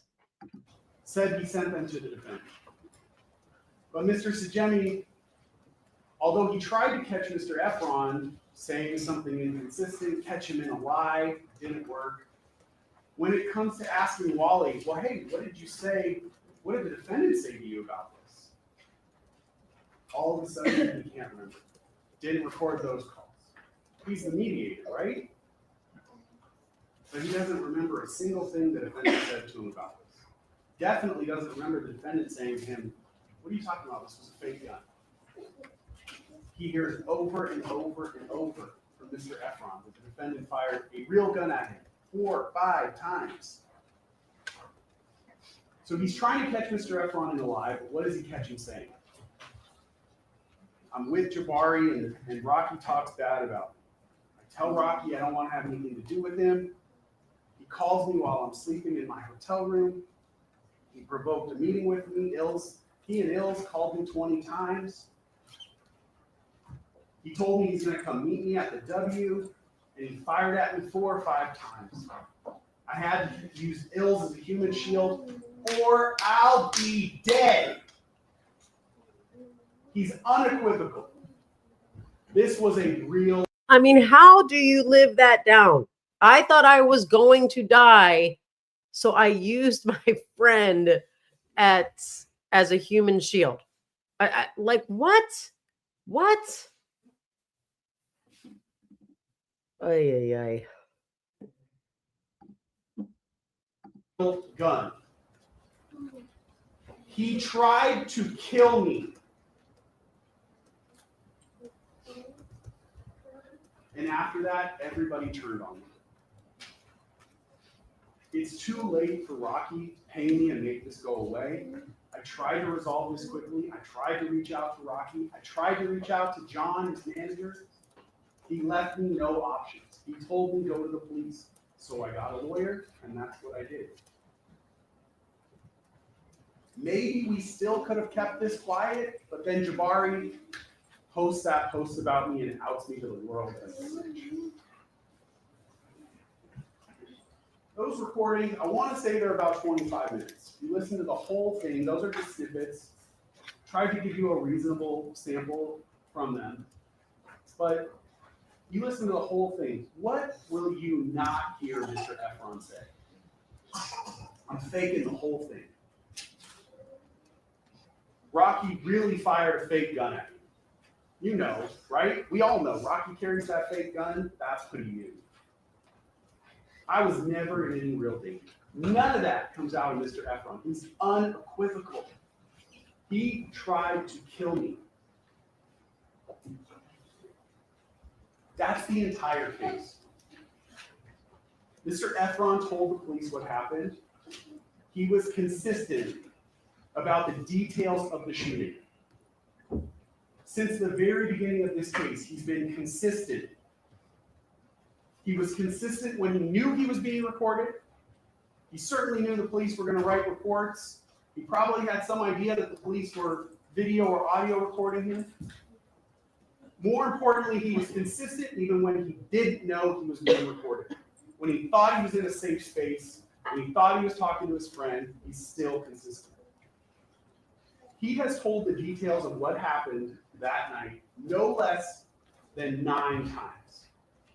Okay? And he was on the witness stand for 5 days when he testified. He has had to repeat this over and over and over.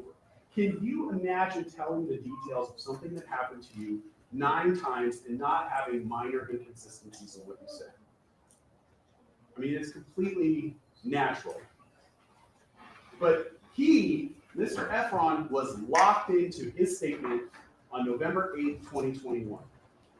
You could even argue that he was locked in on November 6th, the day of the shooting, because he started sending text messages to the defendant, to 12, 2 ills, to John. He's locked in with all of them, telling them this was a real gun, sending them pictures of the cartridge cases.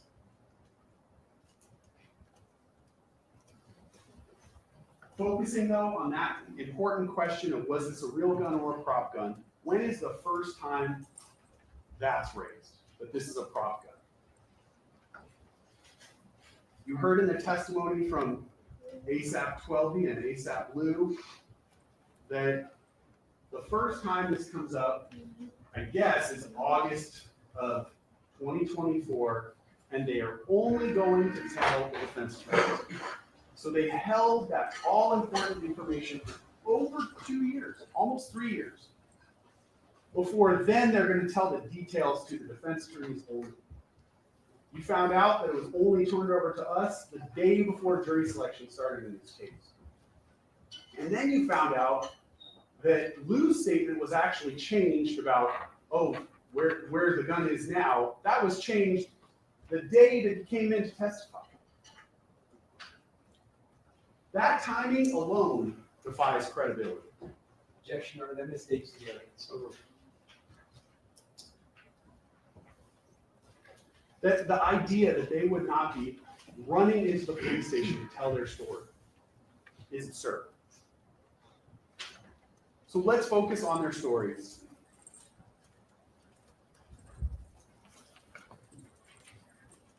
ASAP Lou, I've already talked to you about how he's conflicted in this case, how he relies on the defendant for his financial, livelihood. You should view his testimony as being very convenient. His story changes, and he has a perfect explanation for everything. He came in, he told you a story to explain away the evidence that would obviously point to the defendant's guilt.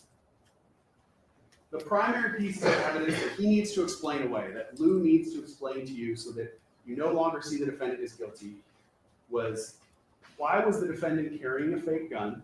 Lou's going to answer that for you.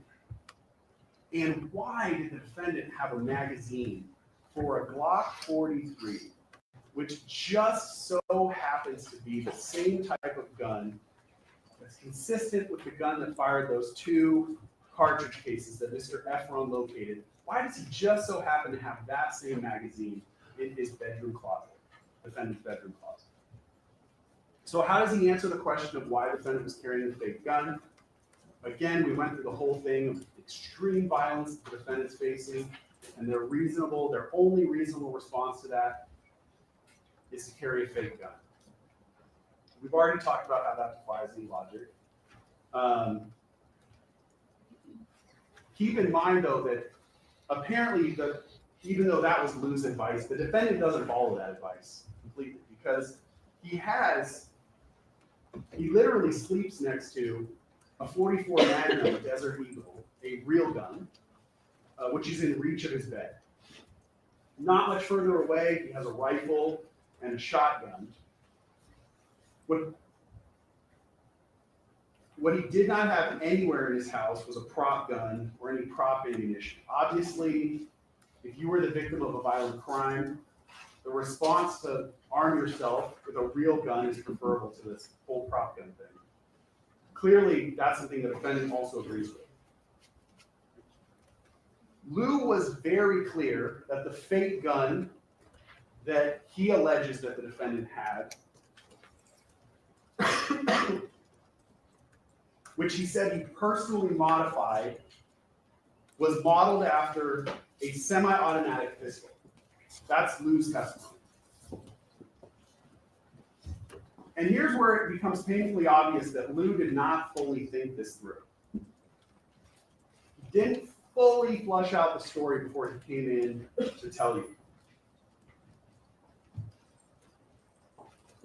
He had to tell you that he modified the gun by adding that belt clip and by putting that magazine extender on, so that he could explain why that gun had those small things that Twelby could just so conveniently come in here and tell you that in the heat of the moment, when it's quickly pulled, he saw those 2 same features, that tiny piece of metal on the side that would hold it to your belt, and the magazine extender, so that their stories match, their stories line up. If you accept that the defendant had a fake gun that Lou just described, you would also have to explain why there are no fired fake prop cartridges at the crime scene. Because the gun that Lou described, this prop gun that existed, that's a semi-automatic prop gun, would operate just like a real semi-automatic pistol. And it would shoot those cartridge cases out the side just like a real gun would.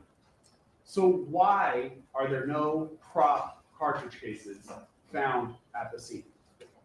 In his opening statement, Mr. Takakina made a big show of pointing out how 7 or 8 LAPD patrol officers scoured every inch of that street of Vista Del Mar. They walked up and down with searchlights, and they didn't find anything. They definitely did not find any prop-fired ammunition. They didn't find any real ammunition. They didn't Now, find he obviously did that to argue to you that Mr. Efron planted those cartridge cases. That he actually discovered them at the scene after the police had searched it. So there's no cartridge cases, he comes back and he plants them. But he forgot that if the police are as thorough as he's saying, that they also would have found the ammunition from the defendant's gun. That painfully contradicts their own defense in this case. does a little bit. Or do you want to, I got your notes, do you want to take a break now? Or? So, is this a convenient spot? I'm going to move into. All right, let's take a break now. Folks, please be outside the courtroom doors at 10 minutes after 11. At this time, we will resume. Please don't discuss the case.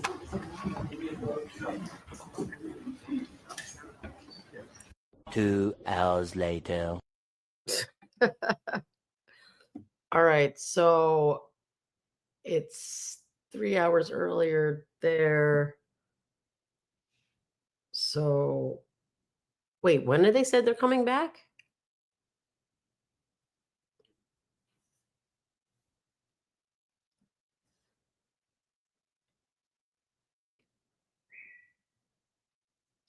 Does anyone know? Oh, so they're just taking like a 10-minute break? Isn't it 11:10?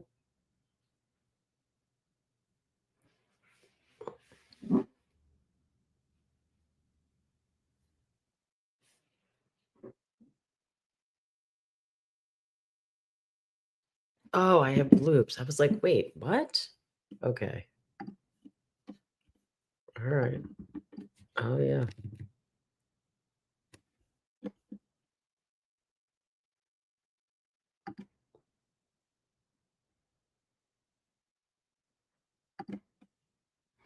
All right, so they should be back any minute.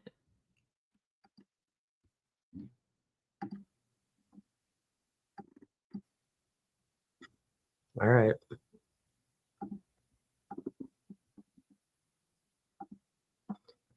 So, yeah, that's what time it is. Pacific Standard Time right now. Should be coming back any minute. Where's the bloop sound?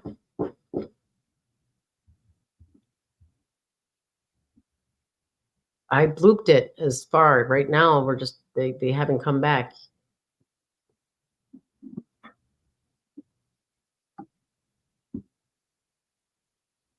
I'm currently, because I'm actually kind of irritated with our current text discussion, trying to fight Bob that he wants to get here and get on a live when I think he needs to get here and be with his family. So I'll stay on a live if that's the case, although Cameron is agreeing to get on a live. So I don't know why we can't just make Cam stay on the live herself, but right. I got this fancy house behind me. There's no blooping in this house. All right, so I don't know. What are your guys' thoughts? Because it is strange that the police both didn't find the prop casings or the real casings. So I don't quite understand that. It does seem like they're saying that this was days later that that he went back and found them. So my whole question about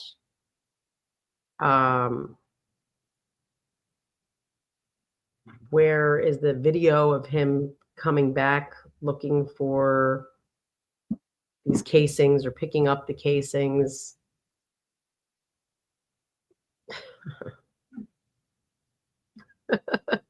That was Bob's cousin walking through the sofa, but at least this time she was dressed. Right, Care?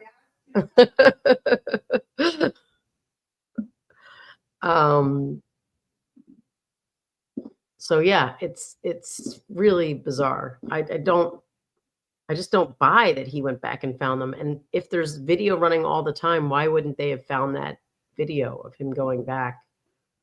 Oh, they do. Jacqueline says they do have him on video searching. Hmm. And now Bob says caps don't leave shell casings. I mean, isn't that what happened in the entire all right, wait. Stand by, everybody.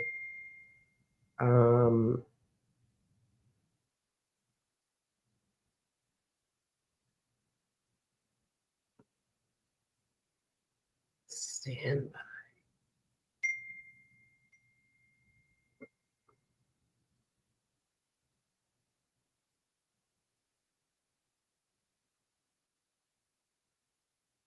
About to have the debut of Cameron Mata. All right, our jurors have returned, and I understand that the missing phone was not missing at all. Good. All right, we're back on the record. Our jurors are present, all parties in council are present, and Mr. Bowman, Thank you. All right, I'm gonna just pick up briefly where I left off. We were talking about the police search at the scene when they initially respond to these calls. And I point out these calls because you heard from Sergeant Zizzo, and he did his best to describe for you their response to what was, not necessarily a clear situation. They received multiple calls, and they talked to multiple people on the scene that pointed them in 3 different directions. Did this happen at Selma and Argyle? Did this happen at Selma and El Centro? Did this happen at Vista Del Mar and Selma? Was it in the street? Was it in the parking lot? What exactly happened? They show up, they do their best. That was the testimony from him, that with this conflicting information, they did the best that they could, but they went to these multiple locations, sometimes receiving conflicting information. What Mr. Tacopina did when he stood up on cross-examination was play videos from another officer to show, look, there's 7, 8 officers on the scene. They're doing this thorough search of the street. He tells you in opening statement, it's a thorough search, spotlights involved.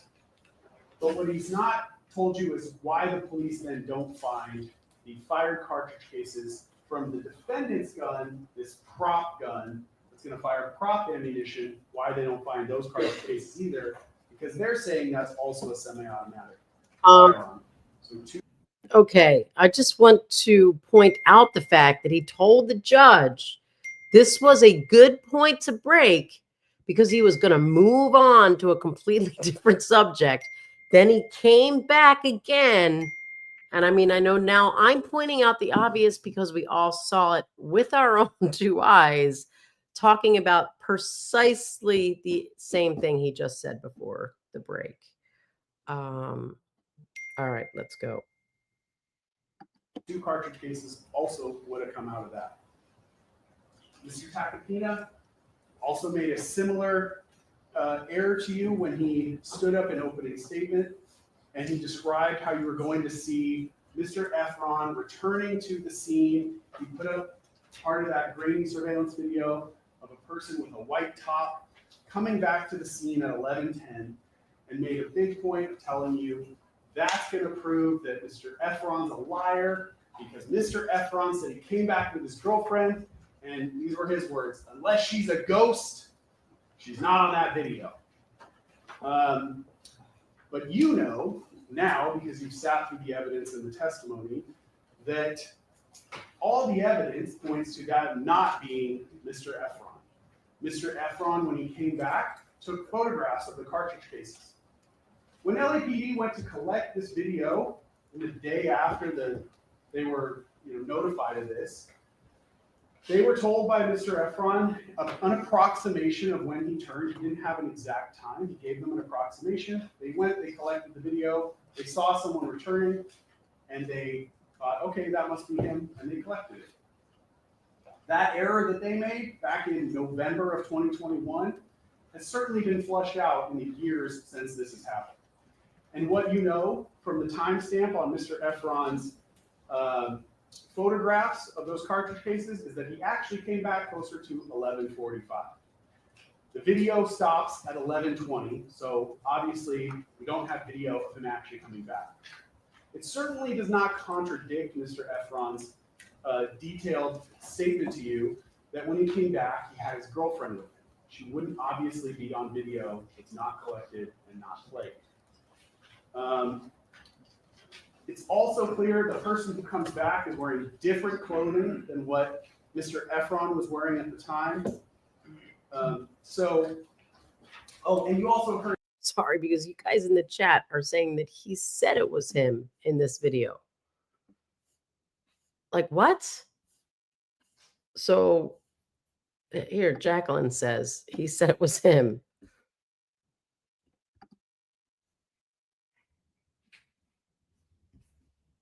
So, you know.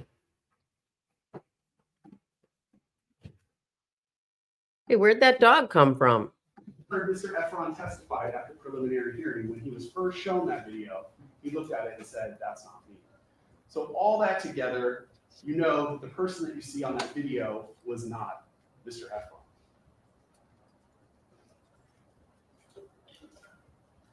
Mr. Tacopina, I'm sure, made a big point pointing out why Mr. Efron returning to that scene, not having his girlfriend with him, and proving that Mr. Efron was lying with those details, was all to get you to believe his next big point, which is that Mr. Efron planted those 2 fired cartridge cases that he found at the scene. That's what the defense needs you to believe in this case. But the idea that Mr. Efron planted those cartridge cases, when you really think through all the information that you have, does not make sense. One reason, consider that Mr. Efron, as he's telling people what happened to him over and over and over, I mean, I could go 9 times over, he's telling everyone that the defendant shot at him 3 or 4 times, including the night he brings those 2 cartridges into the police station. He tells that police officer 3 or 4 shots. This is important because if you assume that what the defense is trying to argue to you, that Mr. Efron planted those cartridge cases, you have to ask yourself, how, within reason, how would that happen? What you'll find is that none of the things that you would reasonably expect to happen actually happened in this case. If he planted those cartridge cases, what would you expect? First, where did those cartridge cases come from?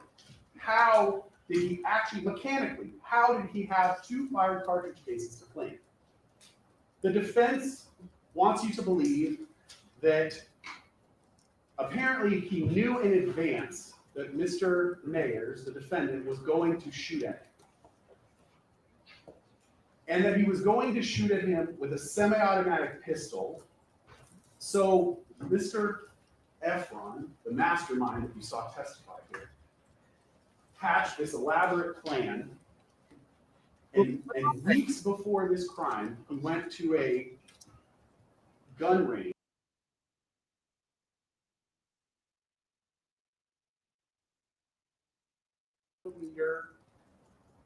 Glock 43 and fired it multiple times. It's my face.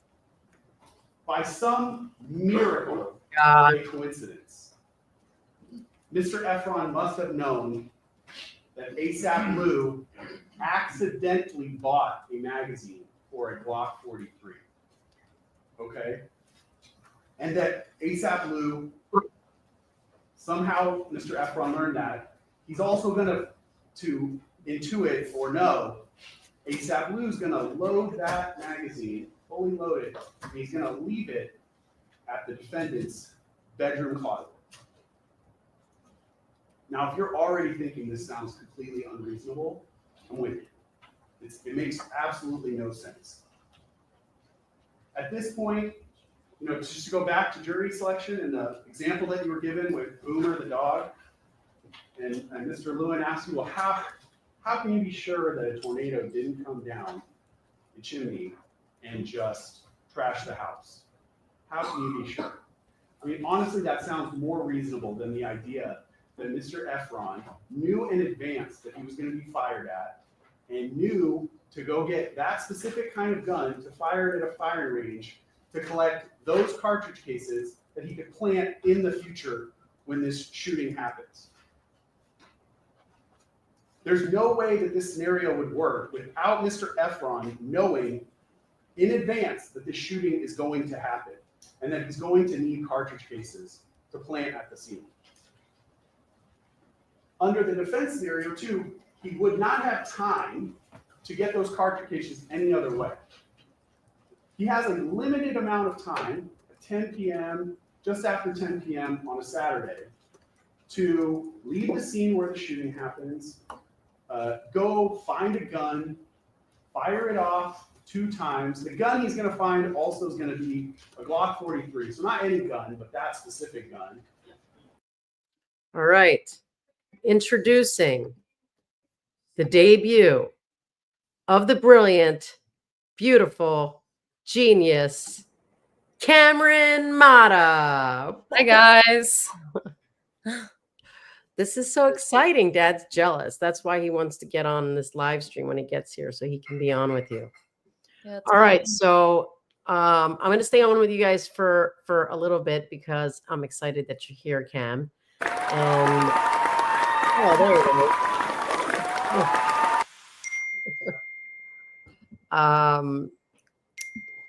So Dad's talking.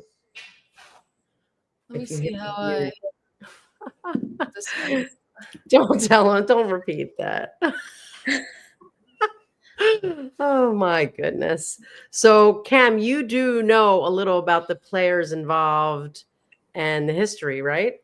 I do. I actually used to listen to APRocky a lot, and obviously everyone loves Rihanna, don't we? Yes. And Cam just spent, you know, we went through like the whole play-by-play on the diss history of Kendrick and Drake. And we listened to all the songs. So like literally went through like, she gave me like the full tutorial on, I was like, how did this whole thing come about? So you're going to get, at least Cam's got some knowledge about who all the players are. So Cam, I feel like I should give you the screen. So what I want you to do is go, but you're on your computer. I was going to have you log in, but if you log in as you, there's probably commercials, right?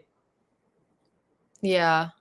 I don't have YouTube. All right. So we'll figure it out because we've got to either get you logged in as Dad and YouTube or Spitfire says she actually is Rihanna. So what did you say? Rihanna. Rihanna, yeah. Rihanna. Yeah, Rihanna. I didn't know. Me neither. It's good to know. But if you want to pause, Mandy, do you have the ability to put the video up there instead of me? We'll see. I know we do have to, we've been trying to set up the damn family thing on YouTube and haven't done it. Yeah. But if there's something in the meantime, while I'm still controlling it, if there's something like that you know about the players or the people, just stick up your hand and I'll pause it. Okay. I love you. I love you too. And then you're taking over soon. Okay. And he's going to fire it off multiple times, and then he's going to go back to the scene. I guess, by 11:10, when that person in the white shirt, so he changed his clothes. He's going to go back and he's going to plant those cartridge cases at the scene. He would not have enough time to possibly do that.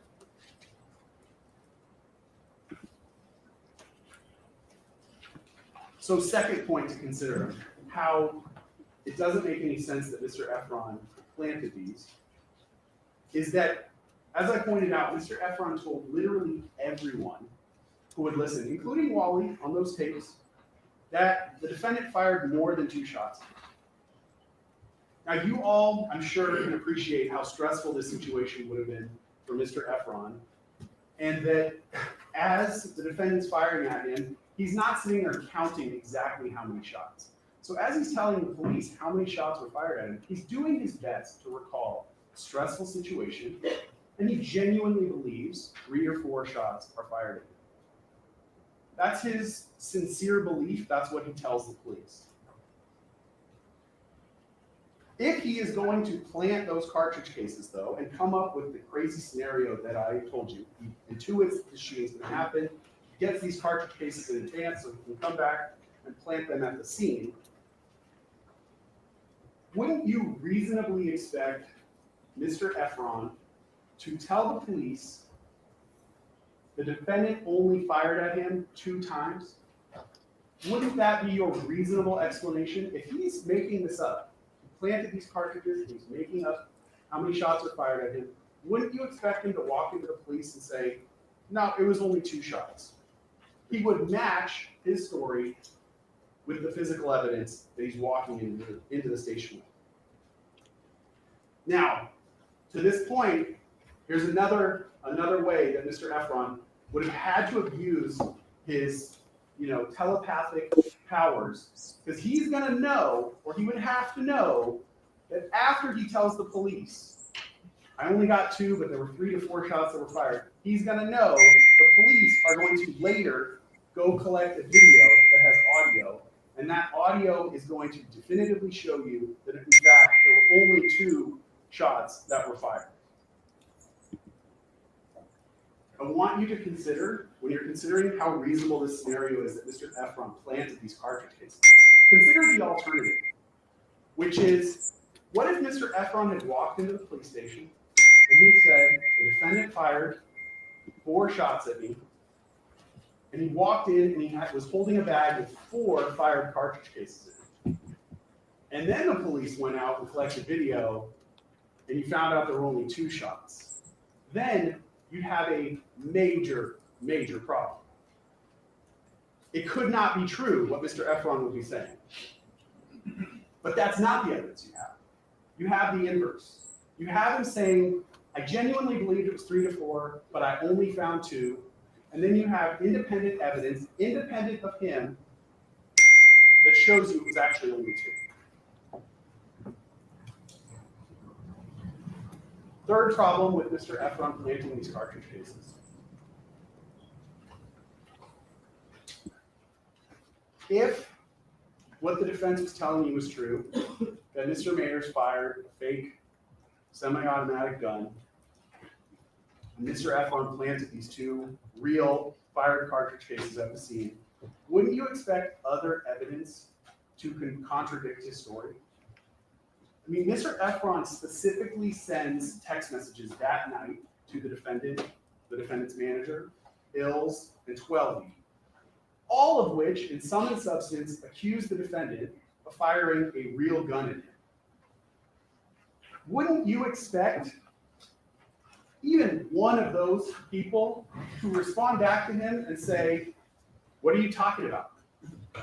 We all know Rocky carries a fake gun. It doesn't happen. It doesn't happen. That's their moment to contradict him, to confront him, and they don't. While we're on the subject of his text messages, and him really kind of locking himself into this being a real gun that's fired at him, those text messages are important because they also betray 2 other major flaws in the defense theory of this case.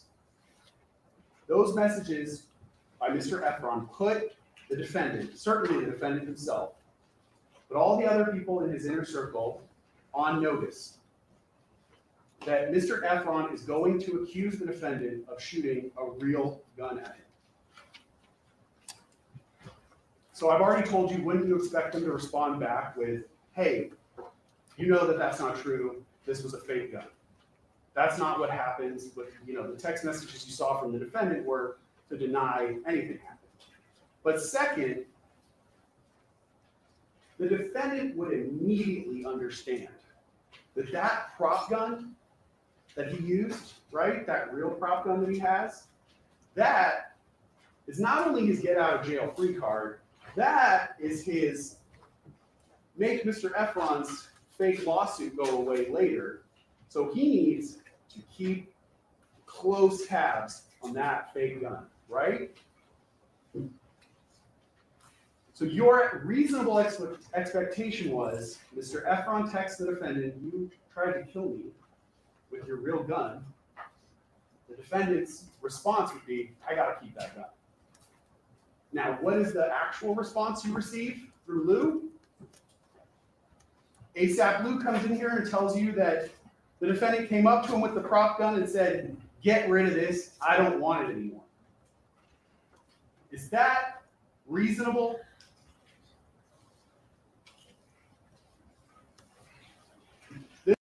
So I don't know. What do you think about Cam? Is that reasonable? Because I was wondering, well, where the hell is this prop gun? You're on mute. You're on mute. I don't know. I guess I'm already starting to be like Dad. I don't know how I feel about the prop gun, because in my opinion, I think what they've been saying about the prop gun was, oh, he has this stalker and it's just kind of to flash it so that he can scare him off. But what I'm thinking is, I mean, if he's going as far as to have a prop gun, I mean, if he's using it to defend himself from a stalker when he's with his children, I mean, at that point, I feel like he would have a real gun. So I feel like I don't know about that excuse, but. And the excuse that then he told him to get rid of it? Right, yeah. So I've decided if that was you chatting, saying that it was you dinging, then you are logged in as Defense Diaries. Yeah, so I'm on Defense Diaries YouTube already. Right. So if you open another window and go to this is Court TV's live stream, you can get to the same spot that I'm at. And then eventually I'll let you share the window so that you can pause it and give commentary when you want. So just text me when you're ready and I'll switch it over. Okay. Also, what do you know about this Wally, who Wally is? I don't think I do. Can you remind me? Well, all I know is it was a guy that he was doing they showed text messages. They showed a voicemail that everyone told me was not the one that was the AI generated voicemail. So I was trying to figure out, because it sounds like it was someone trying to help Rocky. I mean, if Wally is like his real name and he goes by some sort of street name, then I'd probably know him by that. But I don't know. I didn't hear. I mean, I obviously heard about the AI recording, but. Okay. So you couldn't find what they were calling the AI recording? I'm just not sure. I wasn't looking. Annie says Wally is his marketing / tech guy, so he doesn't have a musician name. They pay him to do something with their Instagram. All right, let's keep going. Okay.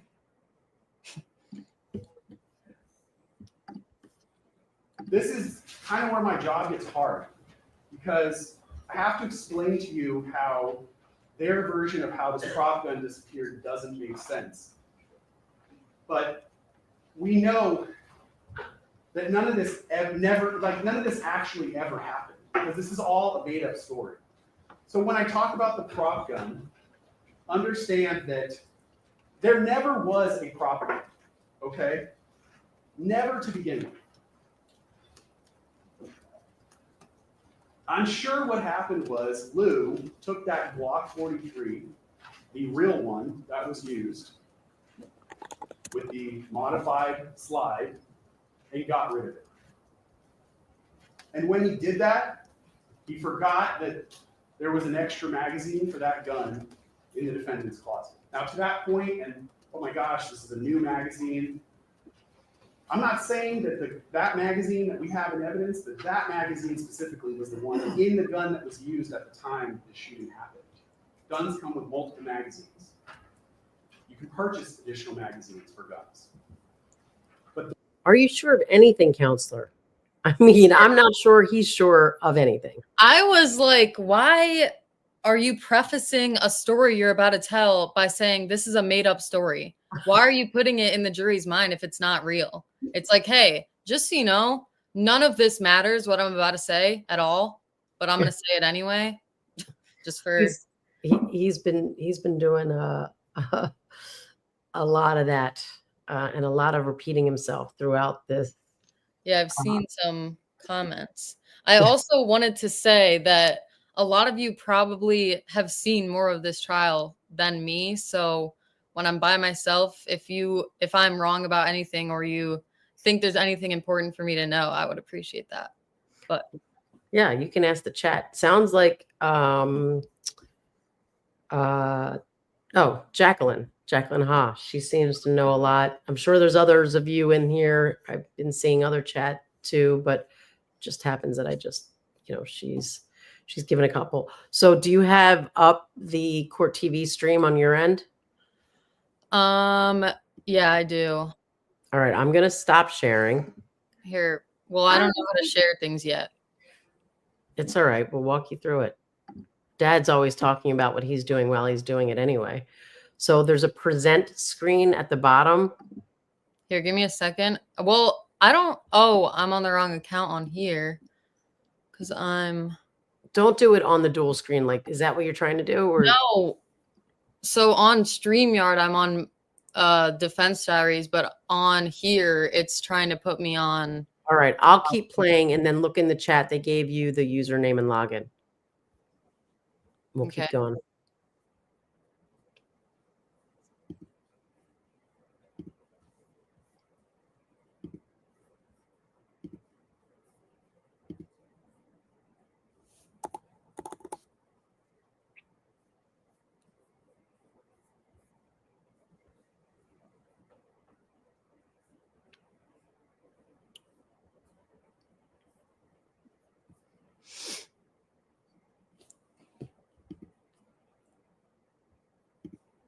Are you getting it back up or am I just not seeing it? Oh. Were you just... Oh my God, I was playing it to myself. I forgot that I stopped sharing. Yeah. I was like, is she just... Oh my God. Thanks. Yeah, you're welcome. Oh Lord. Is the dog coming in? Yeah, he's creeping in back there. All right. I have to explain to you how their version of how this prop gun disappeared doesn't make sense. But we know none of this actually ever happened, because this is all a made-up story. So when I talk about the prop gun, understand that there never was a prop gun, okay? Never to begin with. I'm sure what happened was Lou took that Glock 43, the real one that was used, with the modified slide, and got rid of it. And when he did that, he forgot that there was an extra magazine for that gun in the defendant's closet. Now to that point, and oh my gosh, this is a new magazine. I'm not saying that that magazine that we have in evidence, that magazine specifically was the one in the gun that was used at the time the shooting happened. Guns come with multiple magazines. You can purchase additional magazines for guns. But the defendant knew he had to get rid of that real gun. He can't have that because that's going to definitively tie him back to this crime scene. So either he or Lou, his right-hand man, get rid of it. And they get rid of it with the magazine that's in it. Are you sure? They forget. There's that backup magazine in the defendant's closet. Everything that guy just says But bullshit. either way, Everything. let's assume their prop gun theory is true. Why would the defendant get rid of the one thing, the most important thing that could definitively prove his innocence? Point Why would he do that? a little bit of a while ago, you started. You received an instruction about someone, either the defendant or someone other than the defendant, trying to conceal or destroy evidence, and using that as actual evidence that the defendant was aware that he was guilty. Why would the defendant get rid of that gun unless he knew it was going to prove he was guilty? Unless he knew it was a real gun. It literally. Wait, he's saying, why did he get rid of his fake gun? That's what this whole thing was started out about. Yeah. He got rid of the fake gun, and why would he get rid of the only piece of evidence that could have saved him? And then he goes into this jury instruction about concealing evidence and said, why would he get rid of that gun? Again, talking about the fake one. Right. Because he knows it's a real gun. So you're talking about two different acts, and he's trying to convince the jury that somehow getting rid of the fake gun is concealing evidence, but now it wasn't really a fake gun that he got rid of. Right, because wouldn't that go against his point, proving that if the fake gun is evidence, then the gun was really fake? Right. But again, it does bring us back to the question of why the hell did he get rid of the fake gun? That Right, because to be honest, it probably wasn't a fake gun. That would be the most likely reason for why he got rid of the fake gun. Right. Doesn't mean that the case is the state. His girl is wicked smart. That the state's case isn't for shit. But Right. So how are you doing on getting up the court TV stream? So I think I'm in because I think Dad must adjust. It needed some double authentication, but I think he did that because I think I just went through. All right, so So it's saying this on the corner of my browser. It says Cameron is already signed in. To keep your browsing separate, sign into Chrome on your own profile. But I think I'm just going to ignore that. So let me try to see if I can get this up. Okay, and get it to the same place that I'm at. All right. What's he saying in this? Let's see if I can get to the. Oh, okay. Yeah, we're about probably 10 minutes from live. Okay. If that.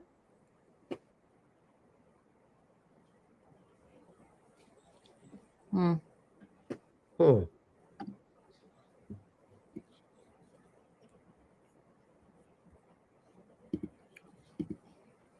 Oh, here we go. Okay, I'm around that place. All right, I'm going to stop sharing my screen. Hi. So where do I... At the bottom, under our little pictures, there's a presents button. Mm-hmm. Press present, and then you click the share screen. And then when you click share screen again, you should be able to click on to share a window, and then you'll see that window listed as one of the windows. All right. It's making me approve some setting really quick. Gotta turn this on. Show the time, babe. I think she found it, babe. It's saying Google Chrome may not be able to record the contents of your screen until it is quit. I think I'm going to try doing it later and see if it works. All right. Let's see. Select a tab to share. I think it's a window that you want to share, though. I think. Let me see. So I am clicking on my window and my windows, and it's only showing me. Oh, no, you're right. Keep it under Google Chrome tab, not window. My bad. Here it is. All right.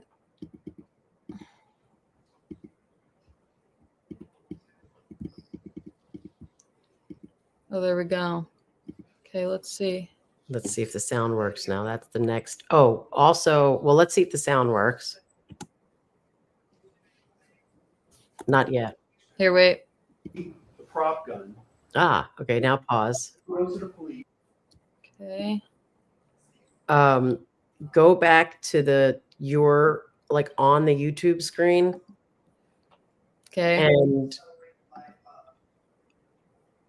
is the volume all the way up? Yeah. Okay. And then make it like change the view to theater view or full screen. So I'm on full screen now. Is that Okay. No, you're good then. supposed to look? No, yeah, it does look right. Okay. Hit play. All right. Oops. Hit play. Okay. He can turn around and say, here it is. Here's the prop gun. This is the one I use. Anyway, if you're inclined to accept Lou's story that he flew across the country on a private jet and he gave the prop gun back to the co-director of the DMV music video shoot, there's still yet another problem with Lou's story. Why doesn't Lou get the gun back? So they haven't explained why would the defendant get rid of this gun in the first place. He needs to keep this. This is very important in this situation. But for whatever reason, he gets rid of it. Lou flies it back and they give it to this co-director. Lou knows this is a crucial piece of evidence. This would prove that his brother That's is innocent. true. Yeah. So what does Lou tell you? What efforts did Lou make to get that gun back? Because he needs it back now. Oh my God, I can't believe we got rid of it in the first place, but now we definitely need it back. But what does he do? He makes one phone call, and he's basically told, I don't really know where it is. And so he decides, just let it go. Doesn't make any other inquiries, doesn't do anything else to try to get that gun back. Does that sound believable for even 1 minute? It's certainly not reasonable. We're bordering on insulting to your intelligence.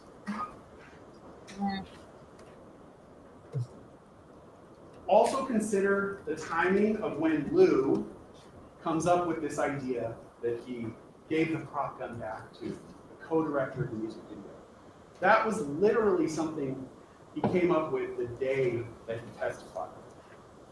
Why does that matter? Well, we don't have an opportunity to go find this co-director, bring that person into court, call them as a witness. But Lou's known about him for years. They could have called him. They could have had him come in, testify, and tell you all about it. Certainly, they would have known about it when Lou tells his story in August of 2024. So where is he? Where is this co-director? Where is his testimony? You didn't hear from him because his whole story is made up. On top of that, has the defense proved to you that this prop gun ever existed? Ever existed? Proves. I mean, you would want to hear from the co-director that has it now, right? But wouldn't you also want even a single piece of paper that proves to you that that gun ever existed? A receipt for it? This was on a music video. Where are the call sheets about it? Is there a safety coordinator that can say, yeah, I was there, we had prop guns, and I had to warn people about them? Was there a video of the gun, even at the music video shoot? Is there literally a picture or anything? I feel like this is burden shifting. Pause it a From the sec. day after this incident.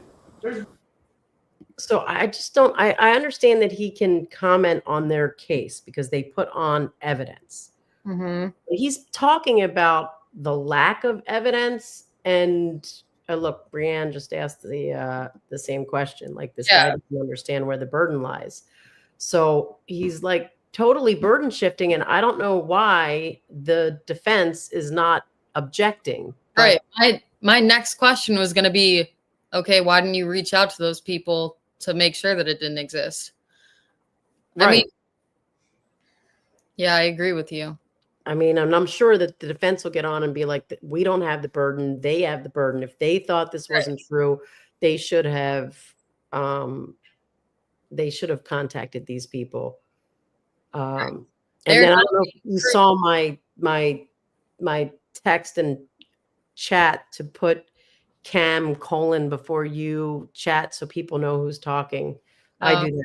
I do that when I chat so they know it's not Bob. All right, I am leaving you. I am going to desperately hope that your father does not try to get back on live when he arrives here. But if he does, I'm going to take his place because I'd rather him be with his family. But I know that you'll do great. Anything that you're thinking, just pause it, tell people what you're thinking, because I'm sure they're thinking the same thing, or put up comments. I'm sure you're going to be amazing. I'll watch from the background. I love you. Thank you. I love you too. Bye. Bye. Yeah. So another thing I was going to say was, I mean, you can't, in general, you can't say that not having proof of something, no proof isn't proof. That's what I was going to say, but I'm going to unpause it. You guys let me know if you want me to discuss anything specific as well. This, they're saying, is a prop gun that not only was it in the music video, but it was so widely known that the defendant carried it. Where are pictures of him with it other times? There's literally been no documentation provided to you that that gun ever exists. No purchases, no receipts, no paperwork anywhere. Lou says he took that prop gun, right? And what did he do? He modified it. Put a belt clip on it. He modified the magazine. Did he bring in any proof of that? Receipt for a belt clip? Receipt for a magazine extender? Nothing. On top of that, this is an item that the defendant carried around all the time, right? He had to. This was his security. When the police search his house, do they find literally anything that supports the idea that a prop gun was there? Do they find any other prop guns? No. Do they find prop ammunition? No. Nothing. Literally nothing. You literally have zero proof except for the testimony of Lou and the testimony of 12. And I've talked to you about why you should view their testimony with a healthy dose of skepticism. That's literally the only thing. There's no independent proof that that prop gun has ever existed. And equally insulting is this. So I feel like him saying you should be skeptical of most of this is just him, as you guys were saying, burden shifting. Like, I don't see him talking about proof that there was a crime committed. I mean, granted, I did miss a big portion of his closing statement, but you guys can tell me, I mean, where was he really talking about? What was his proof on how things really went down? Or is he talking so much more about the fact that the defense doesn't have a case? Because most of this is just him talking.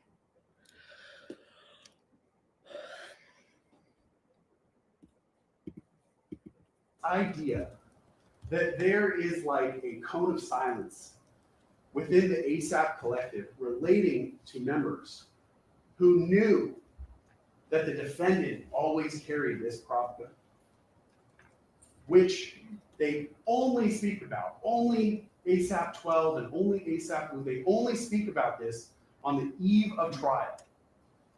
And that they're going to hold this information inside them, knowing that the defendant, their brother, is facing criminal charges. They're going to hold this inside, and they're only going to really present it to the 12 jurors. Does that make any sense to you?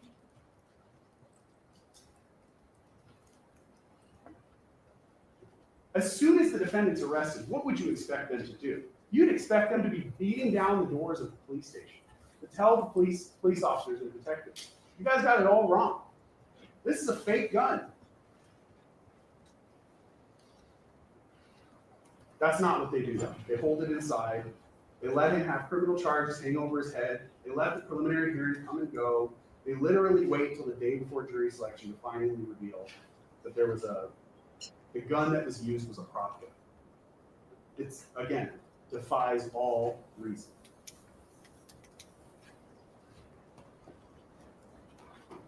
They claim, 12 and Lou, they both claim that the police never tried to talk to them. It's not true. You heard that they both refused to talk to the police when asked. But the judge specifically asked both of them, when you said talk to the police, they both refused. But even more, that's not really the expectation you would have, right? They had this information that would exonerate their friend, their brother, their meal ticket, the guy they rely on. So I saw some of you guys saying this. Also, hi. A couple people were saying hi, but a couple of you guys were saying this, but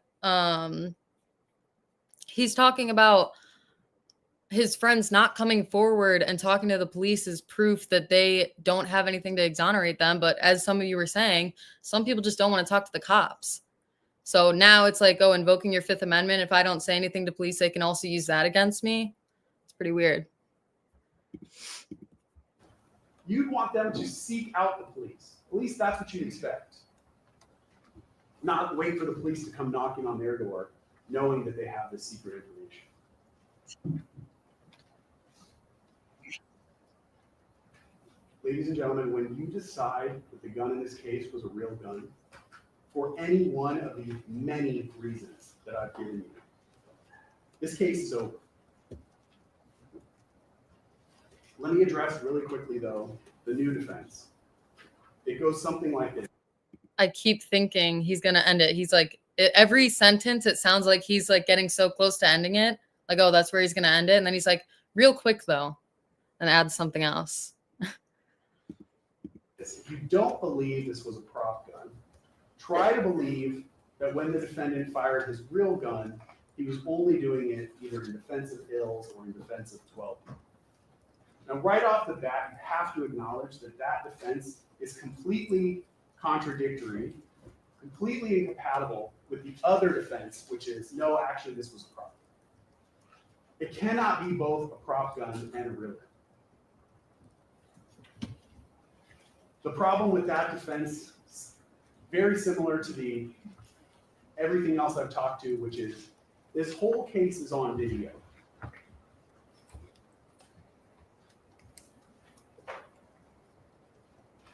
Lost the spot.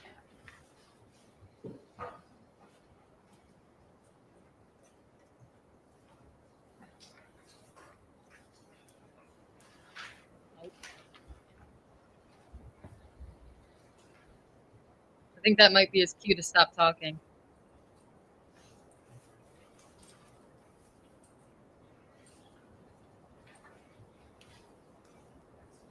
He hasn't gotten it back. What the video in this case shows you is that Mr. Efron was not a violent person in either of these incidents. And especially at the corner of Vista Del Mar and Selma, when you can see that initial interaction, you can see that he's feet away from Hills as the defendant charges towards him with the gun. The defendant was not protecting anyone. He was not doing anything but initiating an attack, which he legally cannot do and then claim self-defense. I want to finish my argument with you by telling you a story. The story I'm going to tell you is the story of the defense in this case. If what they're telling you or want you to believe is true, this is essentially what would have to happen. Now, Rocky, he's a famous rapper. He's in his house and he's just hanging out with his good friend Lou. Lou would do anything for him. They meet in a crowd. Lou becomes his personal assistant, his tour manager. He's a DJ. He has his own clothing brand. He's a security consultant. Lou does it all. You need to know that even if you need someone to be at your house while the police are searching it, Lou's got your back. You need someone to come to court, lie on your behalf, provide a false alibi, Lou will do that for you too. Lou is Rocky's right-hand man. Now Rocky's having security problems. He's constantly being victimized by scary people. He's in a nightclub, he's stabbed with a real... really quick. The second he said that he was going to say the defense's story gave me total Eminem vibes from you got I'm blanking on 8 Mile, right? Where Eminem just starts roasting himself. I feel like that's the same vibes as this. But I think we're almost through this, so It was violent, scary. Not only was he stabbed, but his good friend Twelvey was also stabbed at the same time. That's the kind of violence that he's faced. Not only that, scary people break into his house.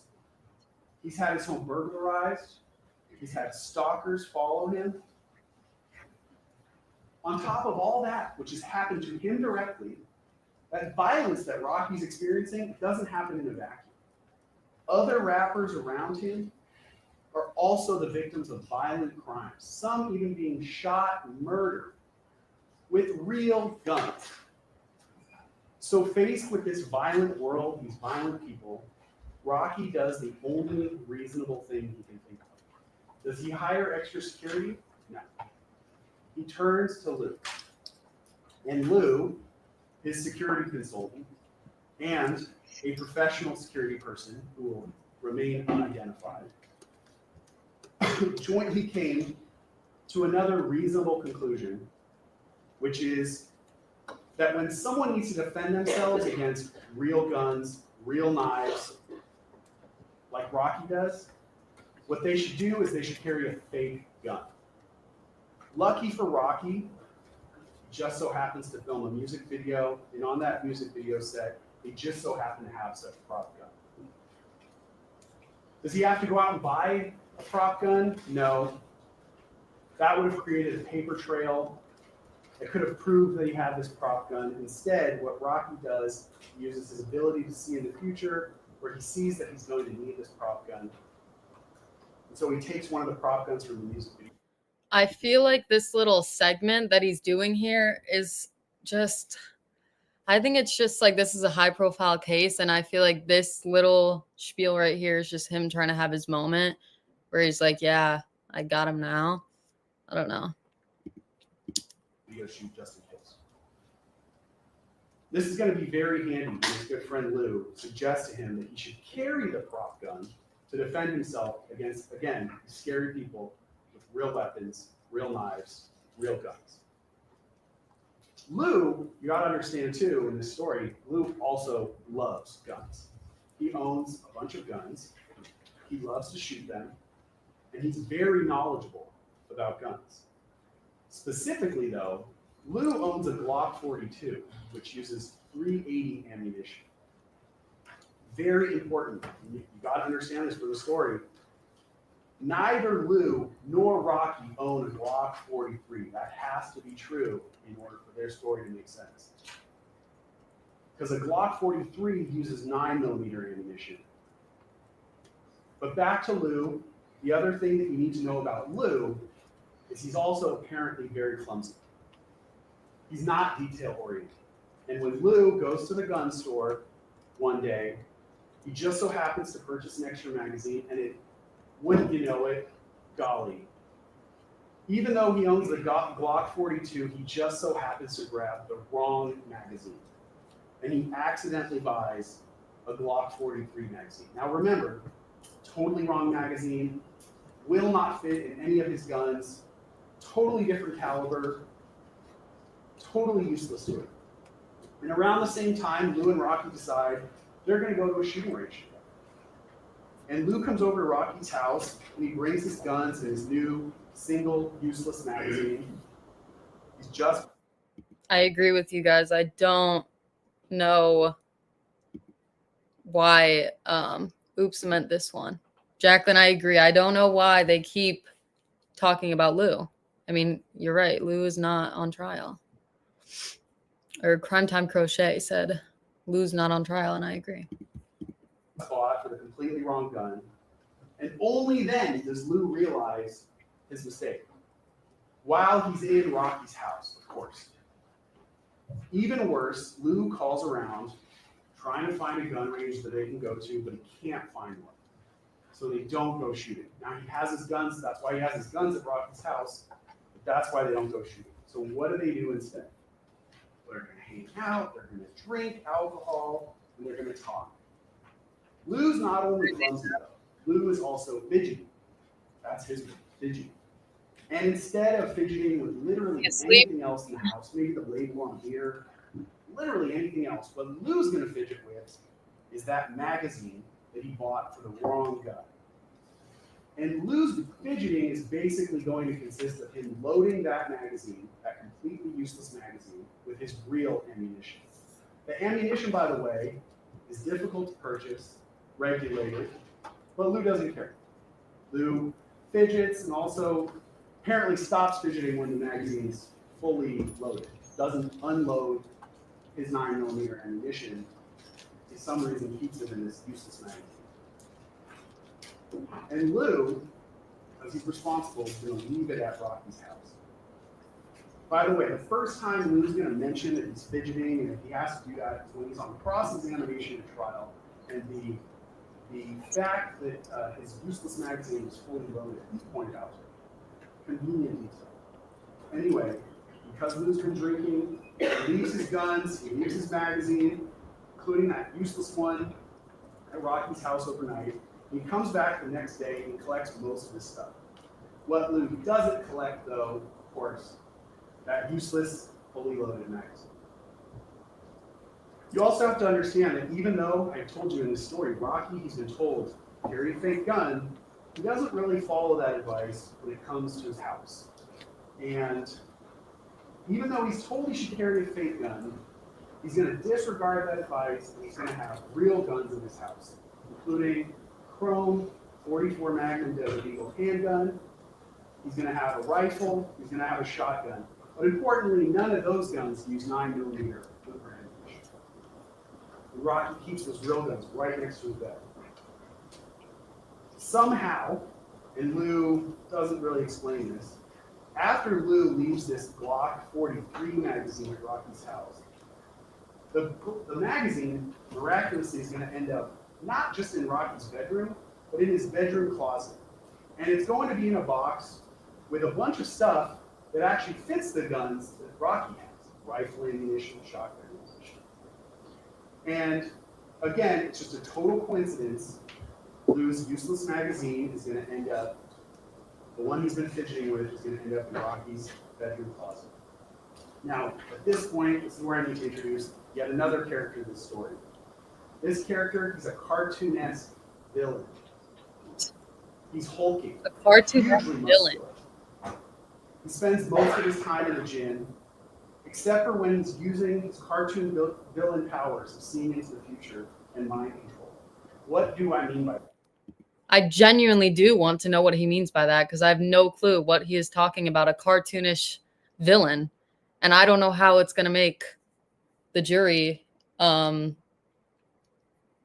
believe him at all. I don't see where this is going, but we'll see, I guess. Well, this figure, I'm going to call him Relly, is going to set up Rocky to make it look like Rocky shot at him with a real gun when everyone, including Relly, knows Rocky only carries fake guns. So how does he do this? Well, he's going to go to a shooting range, Relly. A few weeks before, he's going to set up Rocky. And he's going to fire guns, and of course, because he can see into the future. I think you guys are right that when he took that long pause, he was like, yeah, I don't know where this is going, so I'm just gonna, I think that's when he thought of this whole cartoonish villain plot. I think that's where that came in. He's going to set up Rocky. He's going to shoot a Glock 43 handgun and just collect those cartridges. Now, because Relly is such a mastermind, even though he's planning on setting up Rocky, he's going to film himself while he does this. For whatever reason, he wants to have proof, I guess, of his master plan. While he's at the gun range, he's going to use his power to see into the future and see that Lou has bought the wrong magazine for a gun he doesn't own, and that Lou is going to leave the magazine at Rocky's house, and it's going to end up in Rocky's bedroom closet. And with that knowledge, Relly is... I do see Jacqueline, I agree that obviously, yeah, he's he's still going off of the idea of I'm about to tell you the whole defense's story so that you don't believe it when they say it. But I just don't think it's effective. I mean, it's like I was saying with the Eminem, he's trying to say everything before they can to disprove it, but I think he should just sit down and let the defense make their case. He's going to intentionally fire that Glock 43. Collect those cartridge cases and carry them around just in case he happens to be in a place where Rocky shoots at him with his fake gun later. Relly's going to fly from LA to New York, North Carolina, back, repeatedly taking commercial flights. And somehow he's going to keep a hold on those fired cartridge cases that he's going to use to frame Rocky. Now here's where the mind control comes in. Relly somehow gets Rocky to provoke a confrontation. It's Relly's idea, but Rocky's going to do it. And he's going to make Rocky reach out to him with threatening messages and propose that Relly meet him when it's actually Relly's plan all along. Right? It's brilliant. So Relly meets up with Rocky in Hollywood, and Relly gets Rocky to pull the gun on him as he's attacking Rocky. Now I say attacking Rocky, but what I really mean is that Relly's using his non-dominant left hand and casually reaching out towards Rocky. This, of course, is going to make Rocky respond. And what does Rocky do? Well, nothing, actually. This is where I have to introduce our next character, 12 to the story. Oh. And 12's going to have the good fortune to be able to see and explain that Rocky didn't pull the fake gun as Relly had planned. What happened was the fake gun just so happened to fall out of Rocky's pants. What terrible luck for Rocky that it would fall out at that precise moment. And not only that, but fall into his hand, and then his finger would land near the trigger just at the moment where he happens to walk into view of a camera. Even more unfortunate, because in this story, Rocky isn't mad. He's not upset with Relly. You know, remember 12 he told you, oh, these were casual messages. Why are you ducking my calls? Let's get to it, you know? Very friendly. Rocky's not mad. But Rocky's gonna look mad on this video for some reason. It's gonna look like he's advancing towards Relly. I feel like he watched some movie, some sort of movie where this was something that the prosecutors did was try to tell the whole, I don't know. It feels like he's going off script here. I don't know. I don't know how I feel about this whole saying what the defense is thinking about ASAP Relli as if they're not going to say what they're thinking next anyway. I don't know. And some of you were saying, trying to find this comment. I don't know. I'll look for it and let you guys keep watching. When in reality, as 12 will tell you, it's just that he didn't have anywhere to go. I mean, apparently, except for the exact same direction that he came in when he walked into the frame booth. But Relly's not going to be successful in his plan just yet. Even though Rocky has the gun in his hand, Rocky's going to walk away. And since he hasn't satisfied his objective, Relly's going to follow Rocky and the other members. And he's going to call them a bunch of bad names. Relly's seen the future, so he knows that Rocky's going to attack. But Relly's going to attack Ills first. And Relly's going to throw haymakers and punches at Ills, repeatedly punching him in the face. Now, shockingly, despite Relly's tremendous size and strength, Ills will suffer no injuries. This is where Relly's plan runs into some really good fortune. Because even though Relly knows that the gun is fake, Relly's going to start acting like Rocky's using a real gun. And as is Relly's just fantastic fortune, Rocky and 12 are, also for unknown reasons, also going to act like Rocky is firing a real gun. Rocky's going to chase Relly, which he doesn't have to do because the gun that he's using is fake and doesn't fire anything. 12 too, he knows it's fake, but 12's also going to run away across the street. I mean, I feel like whether they knew he had a gun at some point that was fake or not, I feel like even if it's a starter pistol, it's still a loud ass noise, like right next to you in your ear. I mean, I feel like if you've heard gunshots before and you hear what you think might be one, I think you're going to run either way. So I don't really see the point of him saying that. And hide behind a wall. Really, though, he's just playing along because he actually knows the gun's fake. Relly's fortunes get even better because there will just so happen to be a camera that captures all of this brilliant acting by Relly, Rocky, and 12. Okay? As is Relly's plan. Now, he's been successful. Rocky's fired that gun at him twice.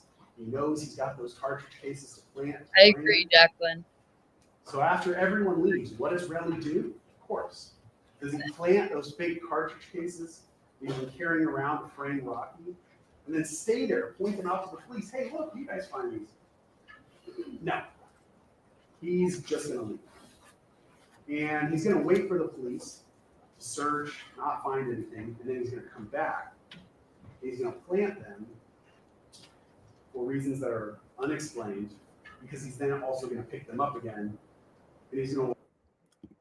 So I agree with what Jacqueline's saying here. I also don't think that this amount of sarcasm is effective, but we do want to know what you guys think. Walk them into the police station himself. And then when he reports this to the police, he's going to tell the police that Rocky fired 2 gunshots at him so that his story matches the evidence found, right? That's what he's going to do? No. Actually, what he's going to do, this is brilliant, he's going to tell the police that it was 3 or 4 gunshots. And in fact, he's going to repeat that over and over and over and over again. Why? Again, Relly's got that power. He knows, he can see into the future. He knows that there's going to be video that captures the sound of only 2 gunshots. And Relly also knows that when the police search Rocky's house, they're going to find Lou's magazine for that Glock 43, which will miraculously be consistent with the fired cartridge cases that Relly planted, but which it's all miraculous because Relly was, using his future-seeing power. Now, Relly's going to make a mistake. That night, he's going to accuse Rocky of firing a real gun at him. Specifically, he's going to accuse Rocky directly, and he's going to tell Rocky's manager, and he's going to tell other people that were with Rocky, who all know that the gun is fake, via text message that Rocky actually fired a real gun. Now, even though Rocky knows that Relly is going to say that he used a real gun. Someone said the judge looks like he's fallen asleep. Yeah, he's in the back. He's like looking around. He's like, scratches his mustache. Even though he knows he actually fired a fake gun for some unknown, still unexplained reason, Rocky is going to tell his good friend Lou that he needs to get rid of the fake gun. That fake gun is Rocky's best proof that he didn't shoot at Relly with a real gun. But for some reason, Rocky tells Lou to get rid of it. And Lou does. How does Lou do that? He flies back to New York on a private jet, and he just gives it back to the co-director of the music video where Rocky got it after the shooting. Now the police are going to get involved, and the police are going to arrest Rocky for shooting a real gun at that mind-controlling, super muscular Relly.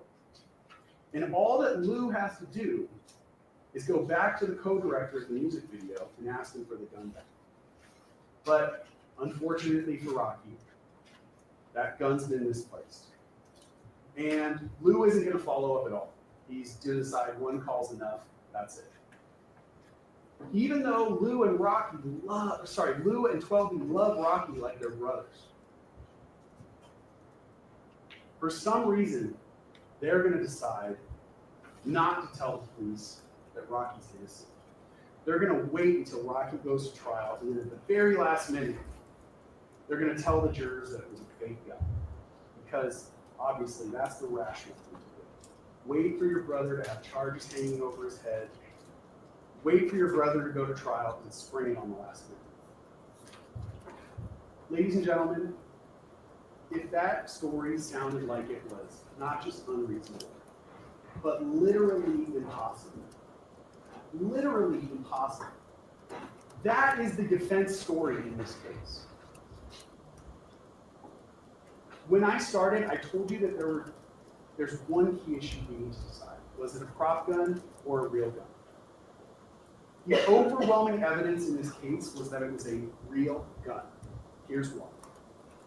The defendant provoked that conversation with Mr. Efron via text message and phone calls.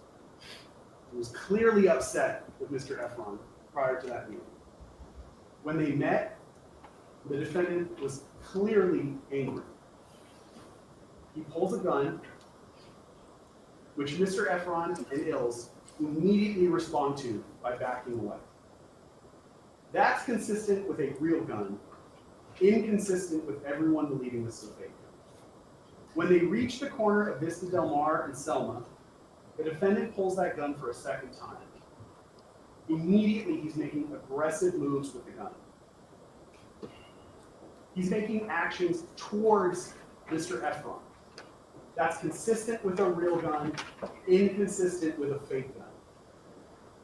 Mr. Efron immediately dives behind Ills, uses him as a human shield, while the defendant's making active, furtive movements, trying to get a line of sight around Ills. That's only consistent with a real gun and inconsistent, completely inconsistent with this gun being fake. The defendant fires off 2 rounds, they're loud, they set off car alarms. 12 retreats behind a wall. That's only consistent with a real firearm, completely inconsistent with a fake gun. So I want to know what you guys think. If you've ever heard a starter pistol, like at a track meet, if you think that sound is warrants that reaction of like, I feel like if someone's shooting off even a blank somewhere near my ear and it's super loud, I'm going to have a reaction to that as well. I mean, nobody's saying that he's standing here with like a plastic gun that makes no sound and does nothing. I don't know.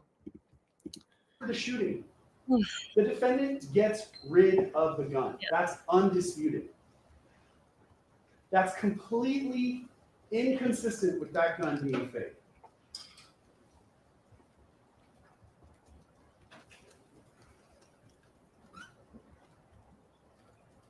The defendant still has that Glock 43 magazine in his bedroom closet. On top of ammunition for the other real guns that he owns. Again, that magazine, consistent with the type of firearm that fired those 2 cartridge cases that are found at the scene. Those real cartridge cases, that real ammunition. That gun, the Glock 43, only fires 9mm. None of the other guns in the defendant's house fire 9mm. He has nothing else in his possession.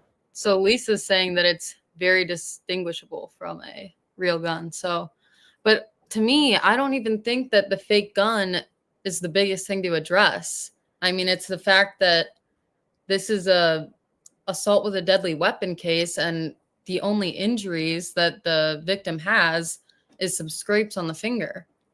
I mean, at the end of the day, that's more damning than the fact that it was claimed to be a fake gun, or the fact that the victim came in days later after the cops were at the scene. He wasn't like, hey, I just got shot. It was days later. But yeah, well, I do see that some of you guys are saying that it's very distinguishable. So I guess that could make sense. that that magazine would go to.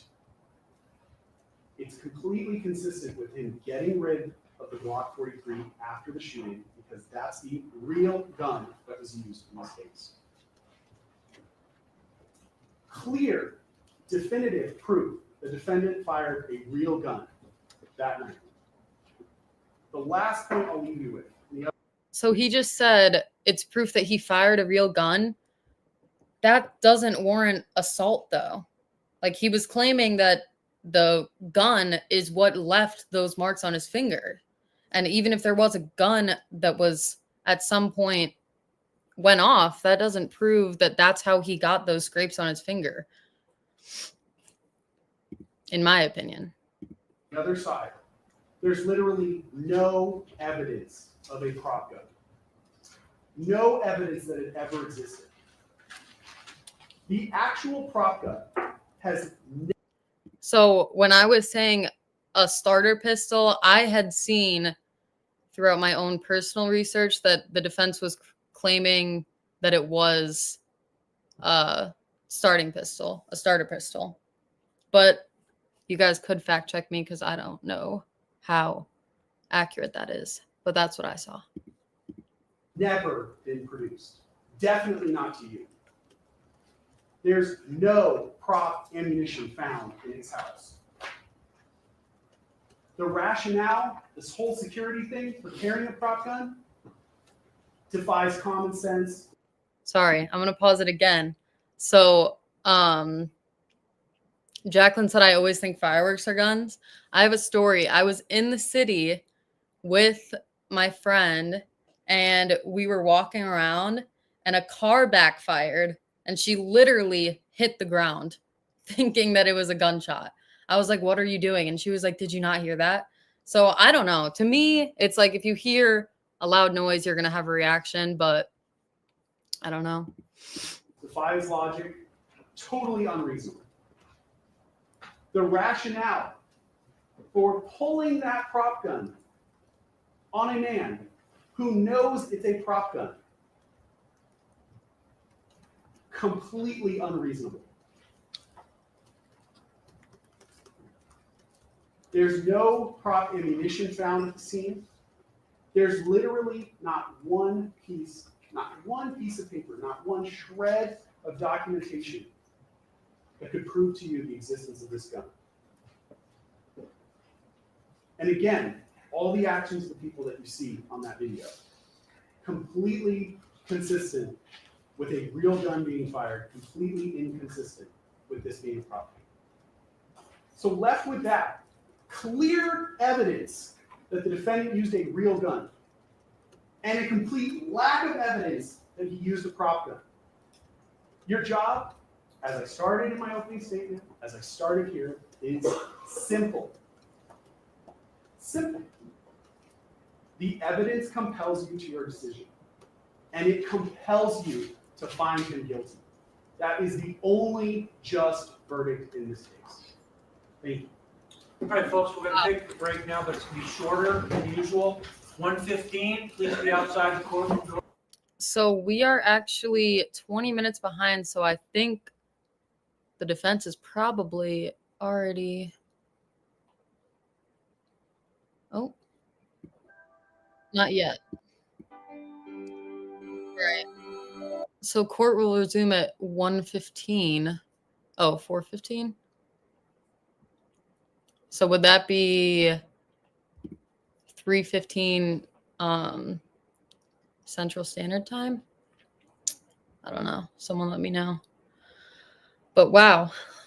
All right. So I think we've overall came to the consensus that we don't think that that was a very good, well, very effective closing argument from what I heard.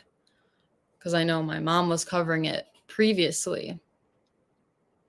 But I don't know. Do you guys have any comments? I think the thing at the end where he was going into the whole Slim Shady method of saying what the defense is going to say before they can say it, I don't know how I felt about it. The whole, you know, oh, they're painting Rolly to be some sort of villain that's huge and buff and goes to the gym all the time and concocted this mind-bending plan. I don't know.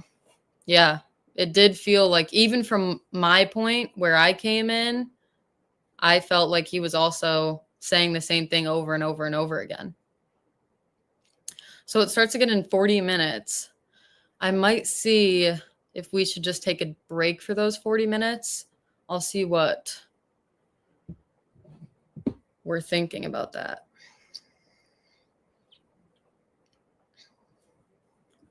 But yeah, I think that I agree with all of you. I'm going through the comments now.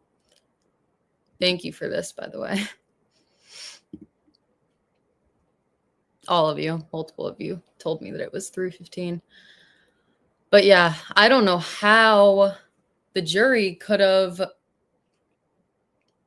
been fully digesting everything that he was saying, because he was going at them. And at the end, he's like, oh, this should be a really simple task for you guys. I mean, I don't think any piece of jury duty is simple, but I mean, obviously I get that he's trying to say that there's only one possible verdict and it should be guilty. But I mean, even before the closing statements I know that Jacqueline has seen most of the trial, and a lot of what I've heard is that they don't, I mean, from what we've seen today as well, that they don't have much of a case. Dad, yeah, they're coming back at 3:15. So I wanted to see what you thought I should do, if I should just take that break and come back in 40 minutes when it starts. Yeah, I agree. There's no way that the jury could have. I mean, I'm sure they were listening, but you can't take every single fact into consideration when you're throwing that much. I mean, luckily it wasn't that much information because he kept repeating himself, but yeah, I agree.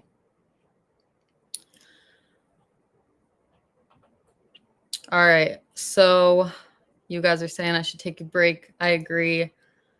So I will see you guys. Oh, Dad's still in here. He was dumbing it down for the jury. All right.